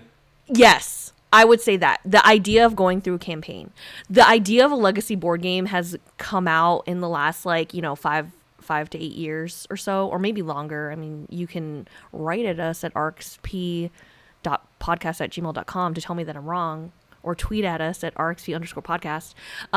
But basically, this game is literally cool in that you construct the board game itself, like the board mat. Like imagine you have a blank village. It's just a map with a bunch of like pentagons or hexagons on it. And as you play the game and you build your buildings, you're putting stickers of your buildings on the map. And once that's there, other players can use your building and you'll benefit because like you have your part of the village. It's like, this is kind of like my area. You even name your area, your space, and you write it on the board. The board actually comes with 2 sides. So you have one side, you play through, right? You're going through this journey with your group. And then if you want to play through it again with a different group or with the same group and make it look different, you literally flip the board over and you have to buy like the stickers again. Like you buy it's called a recharge pack, where you buy the things that you would put on the board because you've obviously used what came with the game originally. So Alex is in my group. So in this campaign, there's 5 of us. We're not playing with 6, we're playing with 5. When you play with less than 6 people, you actually have access to the 6th player. Like some of the items that the 6th player would have used ends up being communal, and you could earn it through gameplay. And I believe we're about halfway through the campaign. We started this game essentially when like Alex moved back. So over the summer, like we started it, and we have plans to play more of it on New Year's Eve, hopefully to finish. And there is a winner. So like every like game, or I guess round, I don't want to call it a round, but like because like it's, there's specific plots that happen, I guess, when you do a game round or game. And there is a winner for each round or game. I don't even know what I'm going to call it, okay? But at the very end of the campaign, once you've finished all the storylines and game sessions, there is an ultimate winner. So I'm curious to see who will win. I try to prioritize winning. I have one friend in the group that's just kind of like, she's doing her own thing. Like she's like, well, I made a bunch of pumpkins this round, so I feel accomplished in my own way. So it's people get out of it what they want to get out of it, but it's really fun. Obviously, the biggest challenge is making time to play this game, right? Like to get the whole group together, you have physical pieces, you have to physically meet up, right? You have to go through it, but it's a really fun time throughout. I don't know, Alex, do you have any comments about it? Like I recommend this game. It's still like being published. You can buy it. It's not like, something that came out 15 years ago and there's like, you can't really find it. So, I'm recommending this board game because it is available and on the market, and it is a fun time. And it we've played the physical version, but as Tiffany mentioned, there is a digital version. We true. cannot attest to the quality of the digital version. I don't know like how well it functions, especially whether it's co-op, local only, or if you can play online. But I would say I agree with her point of it feels very fun to play because it is this combination of it's as small or as big as you want in terms of, right, as Tiffany mentioned, having one of the other players in our group has her own goals, and really for her it's not necessarily winning, being that final winner at the end of the campaign. I think it's 12 iterations that you play over. But it is kind of if she's able to, achieve these tasks that she sets up for herself, like she feels accomplished. And I think that's just helpful in terms of being like, right, it is a nice combination, even though technically it is competitive, you have the people that can be more casual about it. And so you're not necessarily butting heads every single time you're playing, even though there is probably some slight posturing to be like, hey, this time, I might take last this round, but in the next like 2 rounds I'm going to take first because I'm like set up this strategy or something. But it's not necessarily something you can prepare for because the rules are revealed as you play. So a lot of things might change on the fly, and it doesn't get boring because of that. I think that adds the interesting wrinkle to say this round, this is a side objective and it's random every time, right? And so you can have those random goals to say, I thought I was going to do this, but now I'm going to swap over. And it also has a lot of stakes because, as Tiffany mentioned, right, it is communal.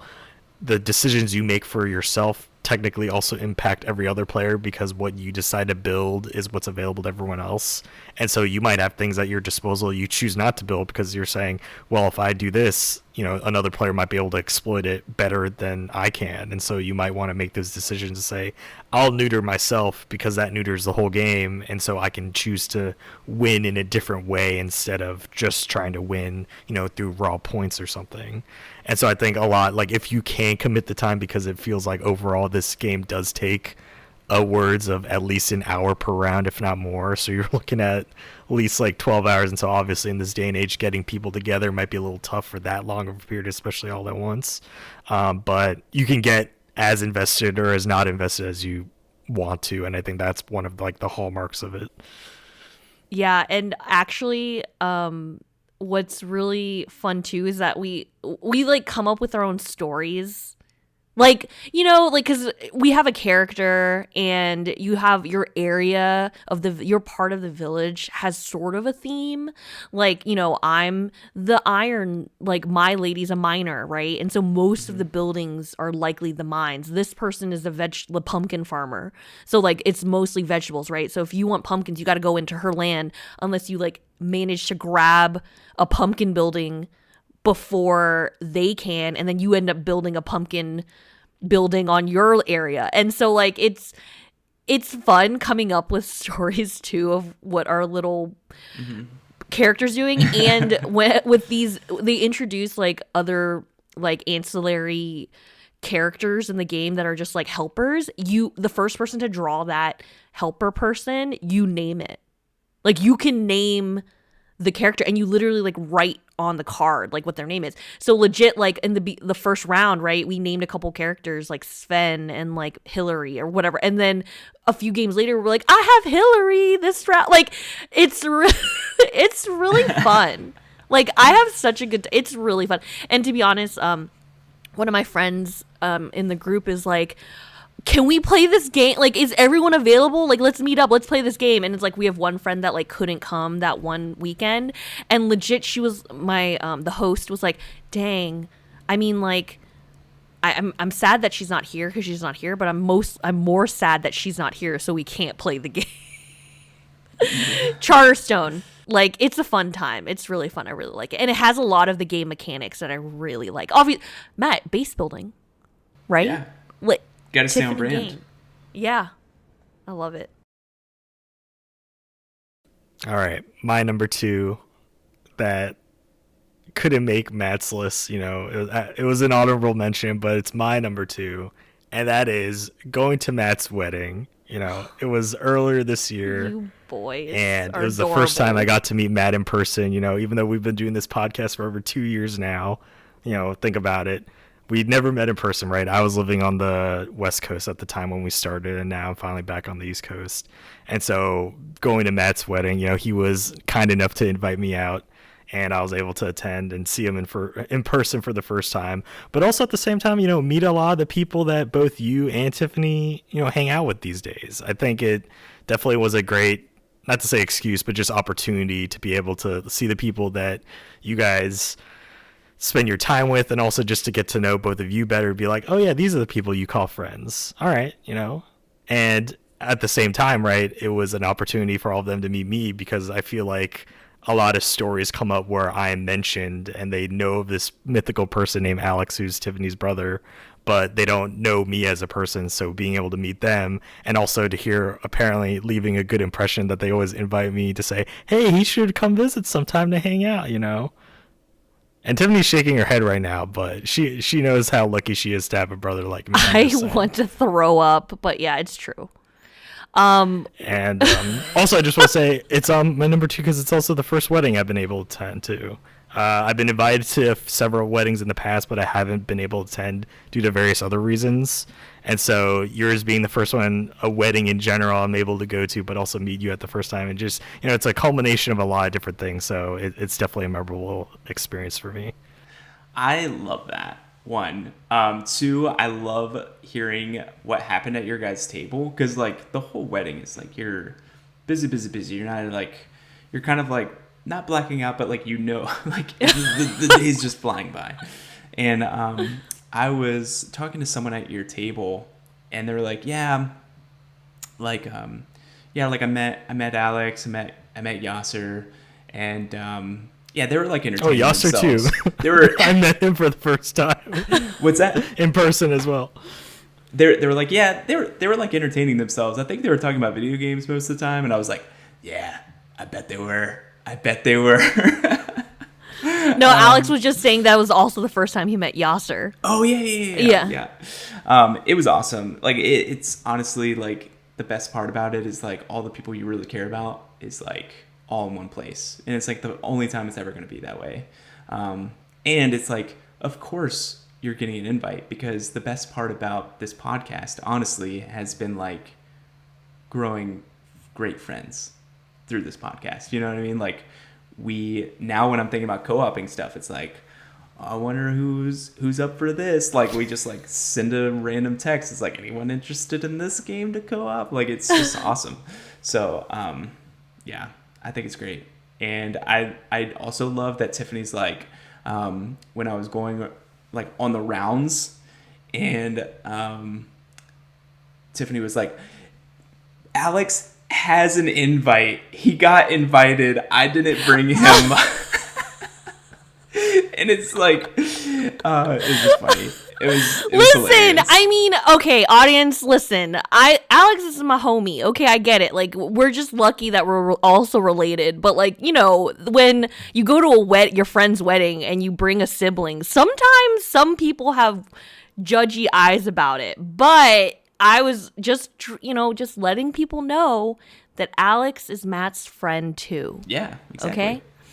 He was not my +1. Separate envelopes. Alex, separate envelope. I paid for postage for both because they have to That's have their because separate. we're true. They're 2 people. Yeah, it's fun. Yeah. That was really fun. That was honestly a great highlight weekend. Like, Alex finally freaking came down to visit me. He helped me move in and then never came. He came back once. He came back once before, but never of his own accord. Someone essentially picked him up and brought him to visit me a few years later. But yeah, he came down. He met a bunch of people. It was a really fun time. I actually am a little bit sad that you two didn't have a chance to talk more. Mm-hmm. Like, literally Alex got to spend more time with like members of our table. Yeah, he spent more time with our friends who are now like literally like, when's he coming to visit? And again, and I'm like, Am I chopped liver? Like, what's happening? Like, You're old news. You're old news. I basically. Listen, and we're planning for more visits because we're going to have our Smash party where we're going to have Super Smash Ultimate. We're going to have a tournament. We're going to have Mario Kart. We're getting our rooms ready here at the house. And it's going to be great. And he's going to come down for that. And so everybody will be happy about that. So, yeah. Can't wait. Can't wait. Is it time? I think it's time. I mean, yeah, that's was such a heartwarming number 2, Alex. You put the rest of us to shame. Or maybe just me. It's literally just me because you two haven't mentioned each other today. So it's just me. Listen, it made a bigger list than my top 6. It's unlistable. It's so important to me that day. Yeah, it cannot be numbered. It cannot be numbered. Listen, I understand. I get it. But what can be numbered is my number 1. This is my top experience. And honestly, that it's a TV show should be the biggest recommendation for you. That you must, at your earliest convenience, if you have not already done so, watch a show that came out this year on Apple TV called Severance. Have either of you watched it? I know about it. Like, I heard about it. Yeah, I'm aware of it. Yeah. Then you are so welcome because you are about to embark on a journey that you must take as soon as possible. It seems so scary. Like, it's terrifying, the idea. The premise, this is a TV show that goes beyond all TV shows. And this is something that I finished this past week. I started and finished this past week. I started on maybe like 8 days ago and finished maybe 3 days ago. So it is something that just took me and Maddie by storm. Like, we just demolished this. It is a thriller. The basic premise of it, it's called Severance because it talks about the ever trying to achieve but rarely getting work-life balance between work and your life, your real life, and not wanting both to mix. So people go through a severance procedure where they basically turn off their brain when they go to work. They don't remember anything. They don't remember any baggage. They don't remember what like grocery list they need to get at the end of the day. Like, they are just there to work. And then when they go home, bing, they're switched back to their real life. They don't remember anything about work. They don't know anybody who they work with. They are just focused on home. And it is awesome. The amount of intrigue, it is a thriller above everything else. It is something where there is huge plot twists amongst it. It is something where if you are just after a huge plot that you don't know where it's going, and I honestly still have no idea where it's going. I don't know how deep the rabbit hole goes because it is the most, you just have to jump in and enjoy the ride because it is a smart show. It is something where you can't be working on your phone. You can't be like playing Marvel Snap. Like, you have to be focused in and you got to be watching because they're dropping hints. Like, I watched videos of like things that I missed that would have pointed me in the direction of what actually is happening. There is a lot of beautiful human emotions that go through there, like the reasons why people go through the severance. You know, sometimes it's not only just to have good work-life balance. Sometimes it's to forget what's at home, and it's beautiful. It honestly is fantastic. Ben Stiller is the director for most of the episodes, but overarching, he's the main director. It is fantastic. Season 2 is probably going to take a while. It's probably going to be a couple years before it comes out. Is that confirmed? Like season 2? It is. They Ben Stiller took a picture in October saying that it was underway. So I'm excited for it. Adam Scott is the main character, and he is awesome. And the cool thing about this, I don't know if you guys ever watched Split. Did you guys watch Split? No. With James McAvoy.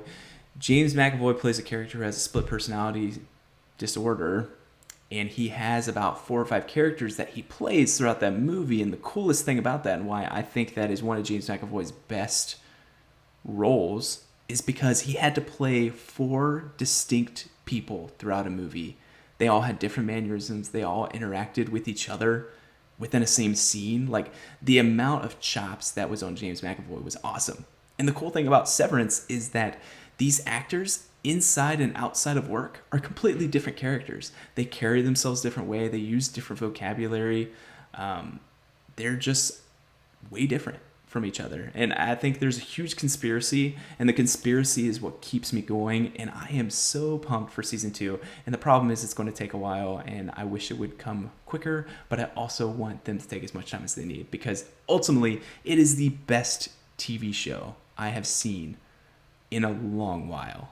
And that's going to be putting it up next to like Squid Game, Money Heist, some of these big hitting TV shows that I've talked ages about. It's right up there with them. So if you can get Apple TV again, Ted Lasso was great, but Severance is better. Okay, you're starting to convince me. But my number one question for you, Matt, how much longer do you have Apple TV Plus? Or Apple TV, or TV Plus. I don't know. Maybe a couple months, maybe. A couple months. Okay, because like I was like I had Apple TV Rex last year, so let's both try to make through that. I think for Severance though, like my gears are turning. I'm gonna ask one of my friend of the show, Ariel, if she would be down, if she hasn't watched it yet, if she would be down for the two of us to watch it together. Like I think like if she's like down, then I will watch it. Like it will help me like, prioritize it. I will say that there is some depressing themes very early on. I'm going to be real with you. I read the summary of part of it when it was getting the rounds. When it was like airing, I read a few of the episode summaries. Before, because it was like, it's coming out week to week. Right. So like when I heard everyone's like Severance is it, and I was like, did you spoil something really big? I don't know. Honestly, I don't remember, because I think I read the summaries of the episodes when it was like 3 or 4 episodes in or something. So like I read those and I was like, oh, this is scary. And then I stopped, but like I will give it a whirl. No, and try to stay away from spoilers, because honestly, from now on, I will. One of the episodes, which has the biggest twist, honestly, the music started playing and the credits started happening. And also, the music in this, fantastic. The opening title screen, the animation of it, amazing. It looks like straight from Inside, like the Play Dead game. Like, you need to watch that. Just watch it on YouTube, even like today. Like, it's awesome. It was one of those shocking twists that my mouth was physically open. And like, I usually don't have that sort of reaction, but I like look over and Maddie's mouth is open too. Like it was so shocking that like, we're like, well, we can't go to bed. Like we have to do something with this emotion, because like, I honestly cannot, my mind is now racing everywhere. And is like, that amount of reaction never happens with TV for me. And so it's awesome. Fantastic. Apple TV honestly has some really good offerings. I didn't think. I thought it was just going to be like a cheap, like, oh, well, it's free, like, I might as well. But like, honestly, they have some chops on Apple TV. Okay. Yeah, it gives me, I've watched a few, in terms of these types of shows, I feel like the closest analog I have, because it's the only thing I've watched, is Black Mirror. So, like, it feels like it's kind of like an episode of Black Mirror with a actual, like, through story of the entire season. And so I can see the draw there of, like, there's a lot of, like, nihilistic, themes, and also just, as you mentioned, kind of just, these are deeper, more personal stories, and everyone has their own reasons of why they're there and what's happening to them, and it's also trying to resolve this. And I'm not sure if there's, like you said, there is a bigger mystery, I assume, and it seems like the theme is how a lot of these smaller things add up to the bigger theme, and how that may or may not be revealed in a season.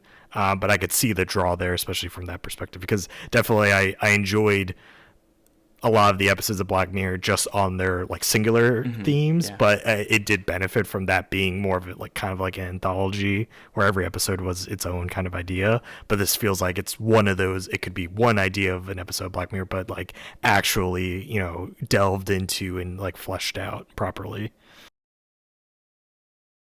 Okay. I immediately just texted Ariel, and she said that she hasn't seen it, and she's like, what is that? So she hasn't heard of it, so maybe we might be onto something here. Okay.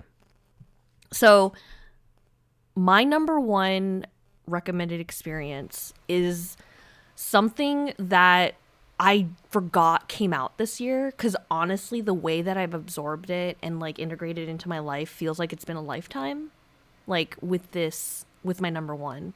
And my number one experience is a movie. And honestly, like, I was completely flabbergasted. I was like, I thought this movie came out 5 years ago. Like, it's just been a part of my life for so long that there's no way it came out in March of 2022. Oh, but it did. And this movie is Turning Red. This movie has Matt. I didn't think it was this year. Wow. Yeah, exactly. Like, I've integrated it so much into my personality that you would have thought that, like, I saw this movie when I was 13 years old. This movie is a Pixar movie, one of the best Pixar movies in a long time. Like, it's in my top 3 Pixar movies, and it's a story of which, you know, honestly, I think I'm most devastated in that it didn't like come out in theaters. It literally like premiered on Disney Plus, because we were sort of in this weird like overcoming pandemic thing. I don't know, or it was just like a simultaneous release like in theaters and Disney Plus, or maybe it didn't even come out in theaters. But I feel like I would have paid for this movie. I didn't have to even pay for this movie. They didn't do that whole like pay $30 to watch it for some reason. They were just like, it's a free offering. You can have it. I immediately watched it the day it came out. I fell in love with it. It was like looking into a mirror, bringing me back. It's about this girl, this Canadian girl who comes from a Chinese family. It takes place in like 2002-ish, 2001. She's like 12 or 13, which honestly is like almost on par with my age at that time, at that year. And she's just she's growing up. She has a girl squad, her BFFs. She's in love with a boy band called Four Town. And the animation style is adorable. She ends up turning into a red panda, like for some reason, with strong emotions. And this isn't a spoiler because it's literally all over the marketing material. But this girl's just going through it, and like seeing her have her best girl squad. And the plot of the movie is like she just wants to buy concert tickets to see a boy band with her best friends. It's so heartwarming and adorable. And also seeing her kind of clash with her mother, because her mother has a strong personality. Her mother has dreams for her, wants her to succeed and do well, like all parents do. Not only just immigrant parents, like all parents want the best for their kids. But just having that whole concept of filial piety with this with this Asian family. And you know, this place takes place in Toronto. We're not Canadian. I've only ever seen Toronto via an airport. Like, so I've never actually seen Toronto. Seeing that was really fun, and the colors are bright. The music is popping off. Like, the Four Town songs are great songs. They're written by Billie Eilish and her brother. Oh, wow. That I cannot remember his name. I'm so sorry. And he even voices Mr. Eilish. Mr. Eilish? Yeah. I don't think it's Mr. Eilish. But his name is like Phineas, I think. Phineas something. Okay, are you Googling for me? He has Phineas O'Connell. But Phineas O'Connell. He's his own, like, I listen to his music. Artist. It's just Phineas. It's just Phineas. Oh, okay, sweet. Okay, so I did get it. It's Phineas. So Billie Eilish and Phineas, they're brother, which I didn't know they were brother and sister, but Phineas even voices one of the Four Town members, in addition to writing the pop songs for this movie. And it really resonated. This movie resonated with me, and I went to the D23 convention and I cosplayed as one of the characters, as Abby. Which I also love that this girl squad was so diverse. Like, it was May, who's Chinese, and Abby, who's Korean, and then her 2 other friends that, oh my god, I'm so bad with names, but like, you have this one friend that's fake fan. This one friend that's Indian, and another fan who's Caucasian friend. God dang it. Her friends, it's like this diverse cast of this girl squad, which honestly also mirrored my like friend group growing up too. Like, I had like a wide range of friends from different backgrounds.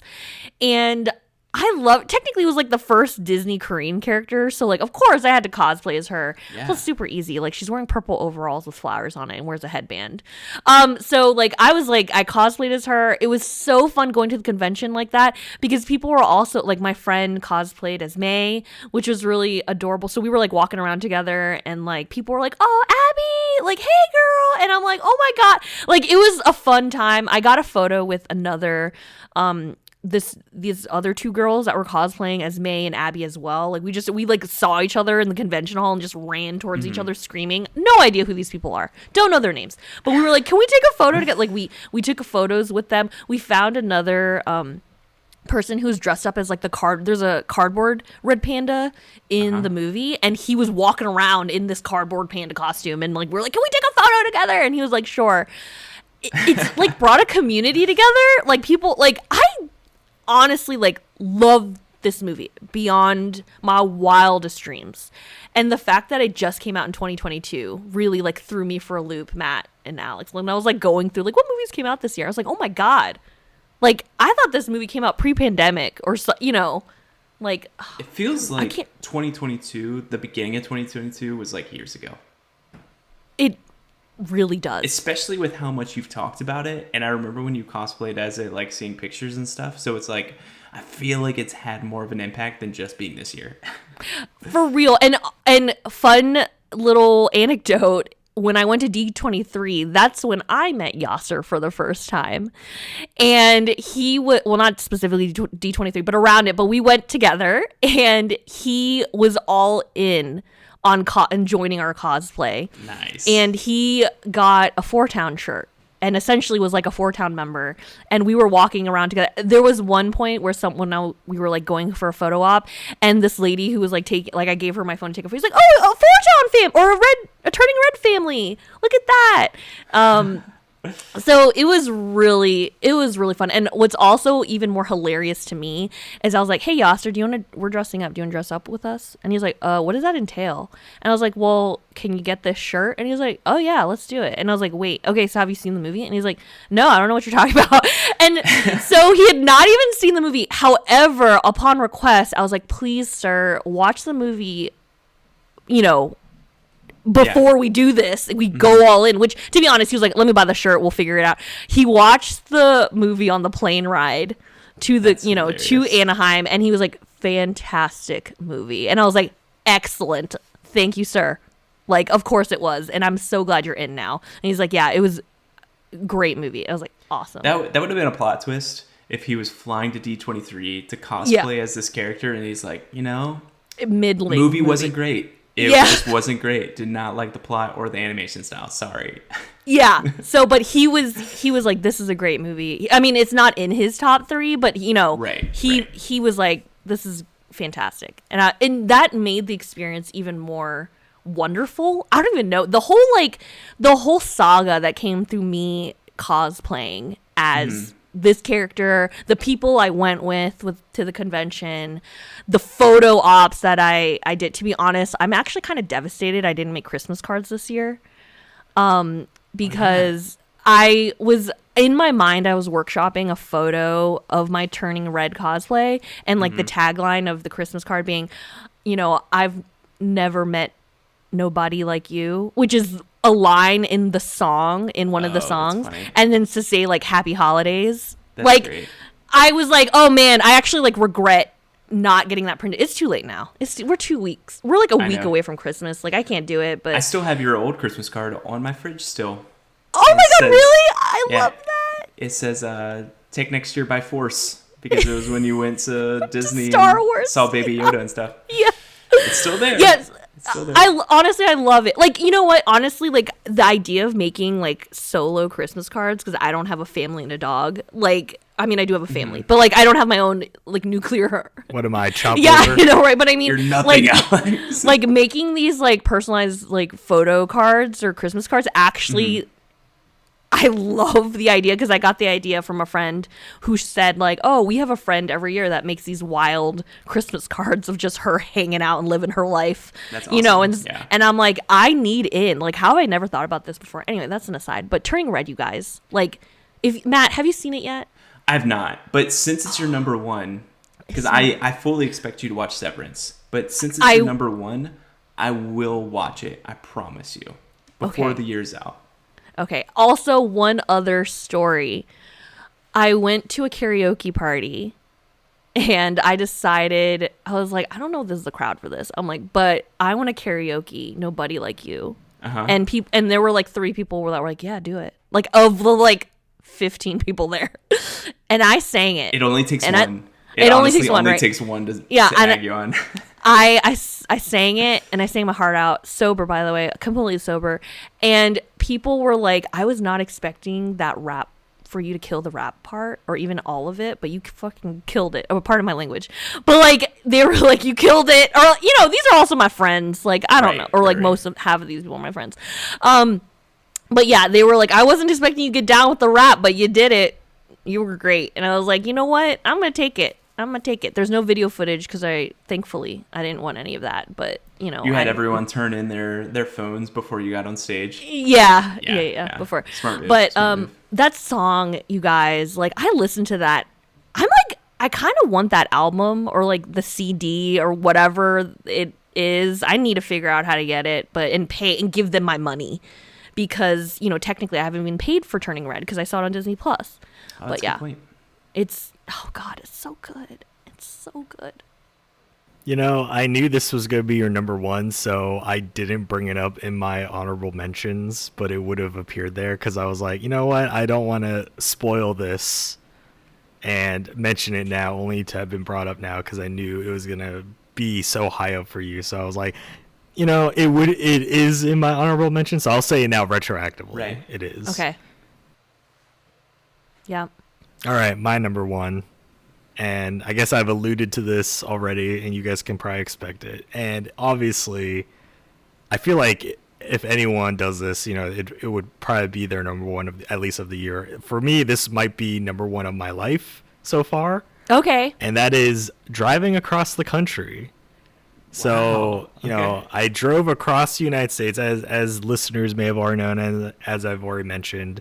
I used to live on the West Coast. I now currently live on the East Coast, which has allowed me to, you know, see Tiffany more, see Matt for the first time right at his wedding, and just, hopefully in the future, just see each other more often. But I drove the whole way, you know, packed up my Honda Civic and drove 2,900 miles from San Jose, California to nondescript location in Virginia that I will not specifically point out for various reasons. Yeah. Do you want to just leave your address at the tagline of this episode? Sure. It'll be in the show notes below in the timestamps, specifically for anyone that wants to mail us something, you know, for the show, because we don't have a P.O. box currently. And it took a little over 40 hours, but yeah, I drove the whole way. You know, some things I want to also just add on to that. Drove the whole way without listening to the radio once. Wow. No podcasts, nothing. What? And that's mostly because my dad joined me on my journey. He flew from Virginia to San Jose, and he was with me the whole way. And so it was 6 days of driving, you know, didn't stop in many places. But I did, the 2 notable places I were able to visit on this drive back, because I took the southern route across the country, where I visited the Petrified National Forest in Arizona, which is a national park that basically is a collection of, at this point, it's barrens because it's all, you know, desert flatlands. But it was impacted by a meteor, you know, way back in the past. And its claim to fame is there's a lot of petrified trees there that were petrified due to the blast of the impact. Wow. That essentially crystallized these trees. So, like, you see these tree trunks into, like, crystals. So they're, like, hard as rock, essentially. And it was really interesting. You know, I don't think there's many other places, if any other places like this, especially in America. So it's definitely it's a unique place to visit. And it's very easy to go through. You know, my dad has a national park pass because he is over the age to have one, where it's for the rest of his life he can visit national parks for free, and it's drivable. You can just drive straight through the park. They have a road paved. It wasn't too much of a detour, and it was just great to see this area. And at the same time, also in Arizona, I visited Holbrook, which is actually the town that Cars 1 is modeled after. Really?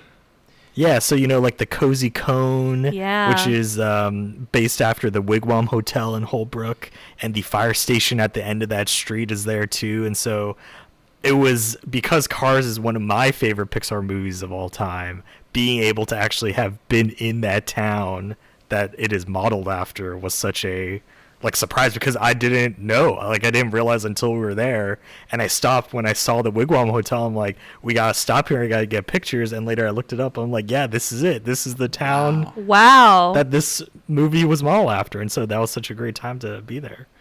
And yeah, just to cover the rest of it, I mean, it's very eye-opening to put the country into perspective, right? Because I feel like a lot of people don't really perceive how big the U.S. is as a country, in terms of how long it takes, right? Over 40 hours of driving from coast to coast, essentially, and just how diverse it is, right? Seeing the mountains of Southern California going into Arizona, and then seeing the kind of mostly desert of New Mexico and Texas, and then going into the Midwest plains of Oklahoma, Arkansas, Tennessee, and then finally getting back to the East Coast.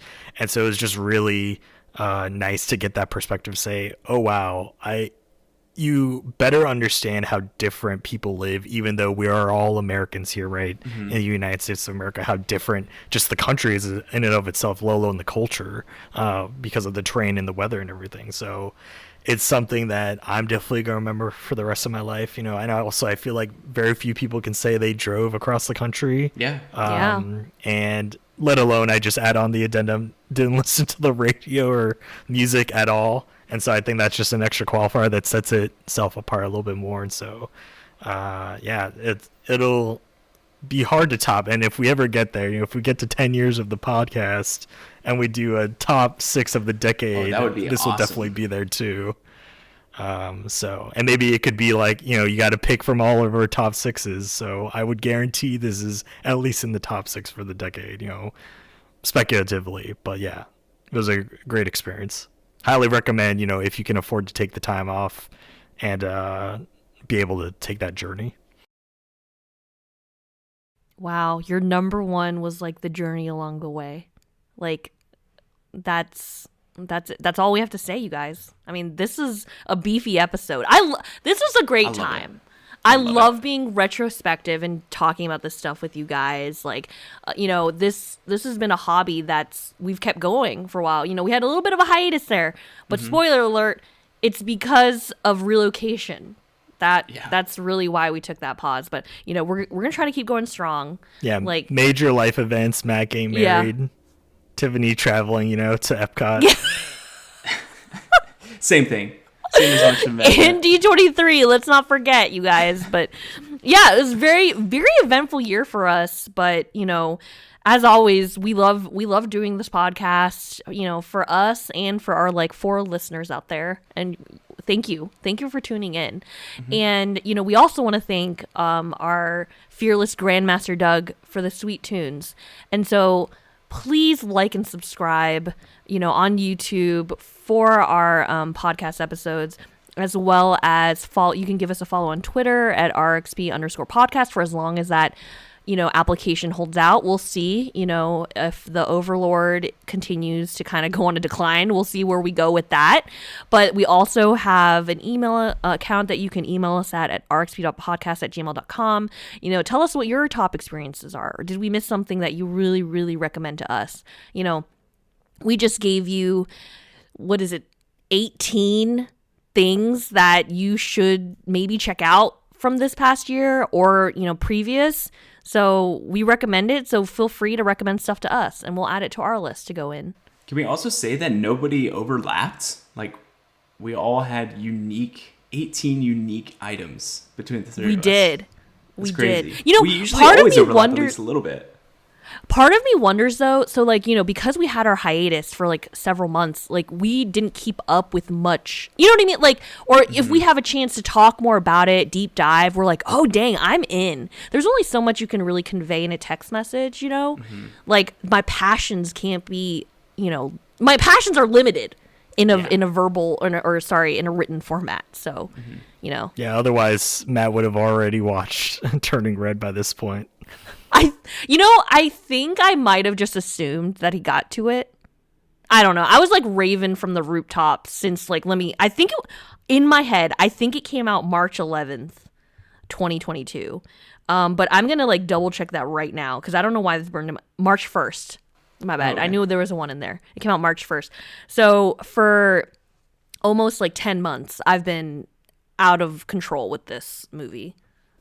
Yeah, I think for Matt and I, the summertime was kind of that void period where a lot of things are happening, a lot of things were being settled, so not as much time to keep in touch with what our cohorts are doing. But as Matt mentioned too, like I think it also just goes to show, despite us doing this podcast together, we are obviously different people and we have different tastes that we lean into, and so I think having 18 different experiences is very representative of who we truly are, because this is where we kind of naturally lean when we don't have each other to be like, check this out, and like put in our face to the screen to be like, watch this right now. Yeah, like getting real up close to the camera, right?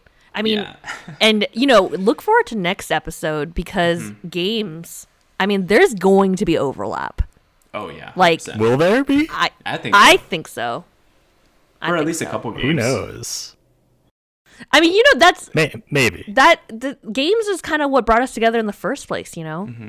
Like me talking. Oh, I guess there'll be at least one overlap. Yeah. Probably. Yeah. Highly likely. Yeah. Maybe. But also, I just want to mention, as Tiffany said, share with us what you recommend in case it didn't make one of our ATIs, but also share the show with a friend in case you think they would enjoy our talks here. Yeah. Please do. And with that, we're ending this beefy episode. And thanks for listening, and come back next time. Bye.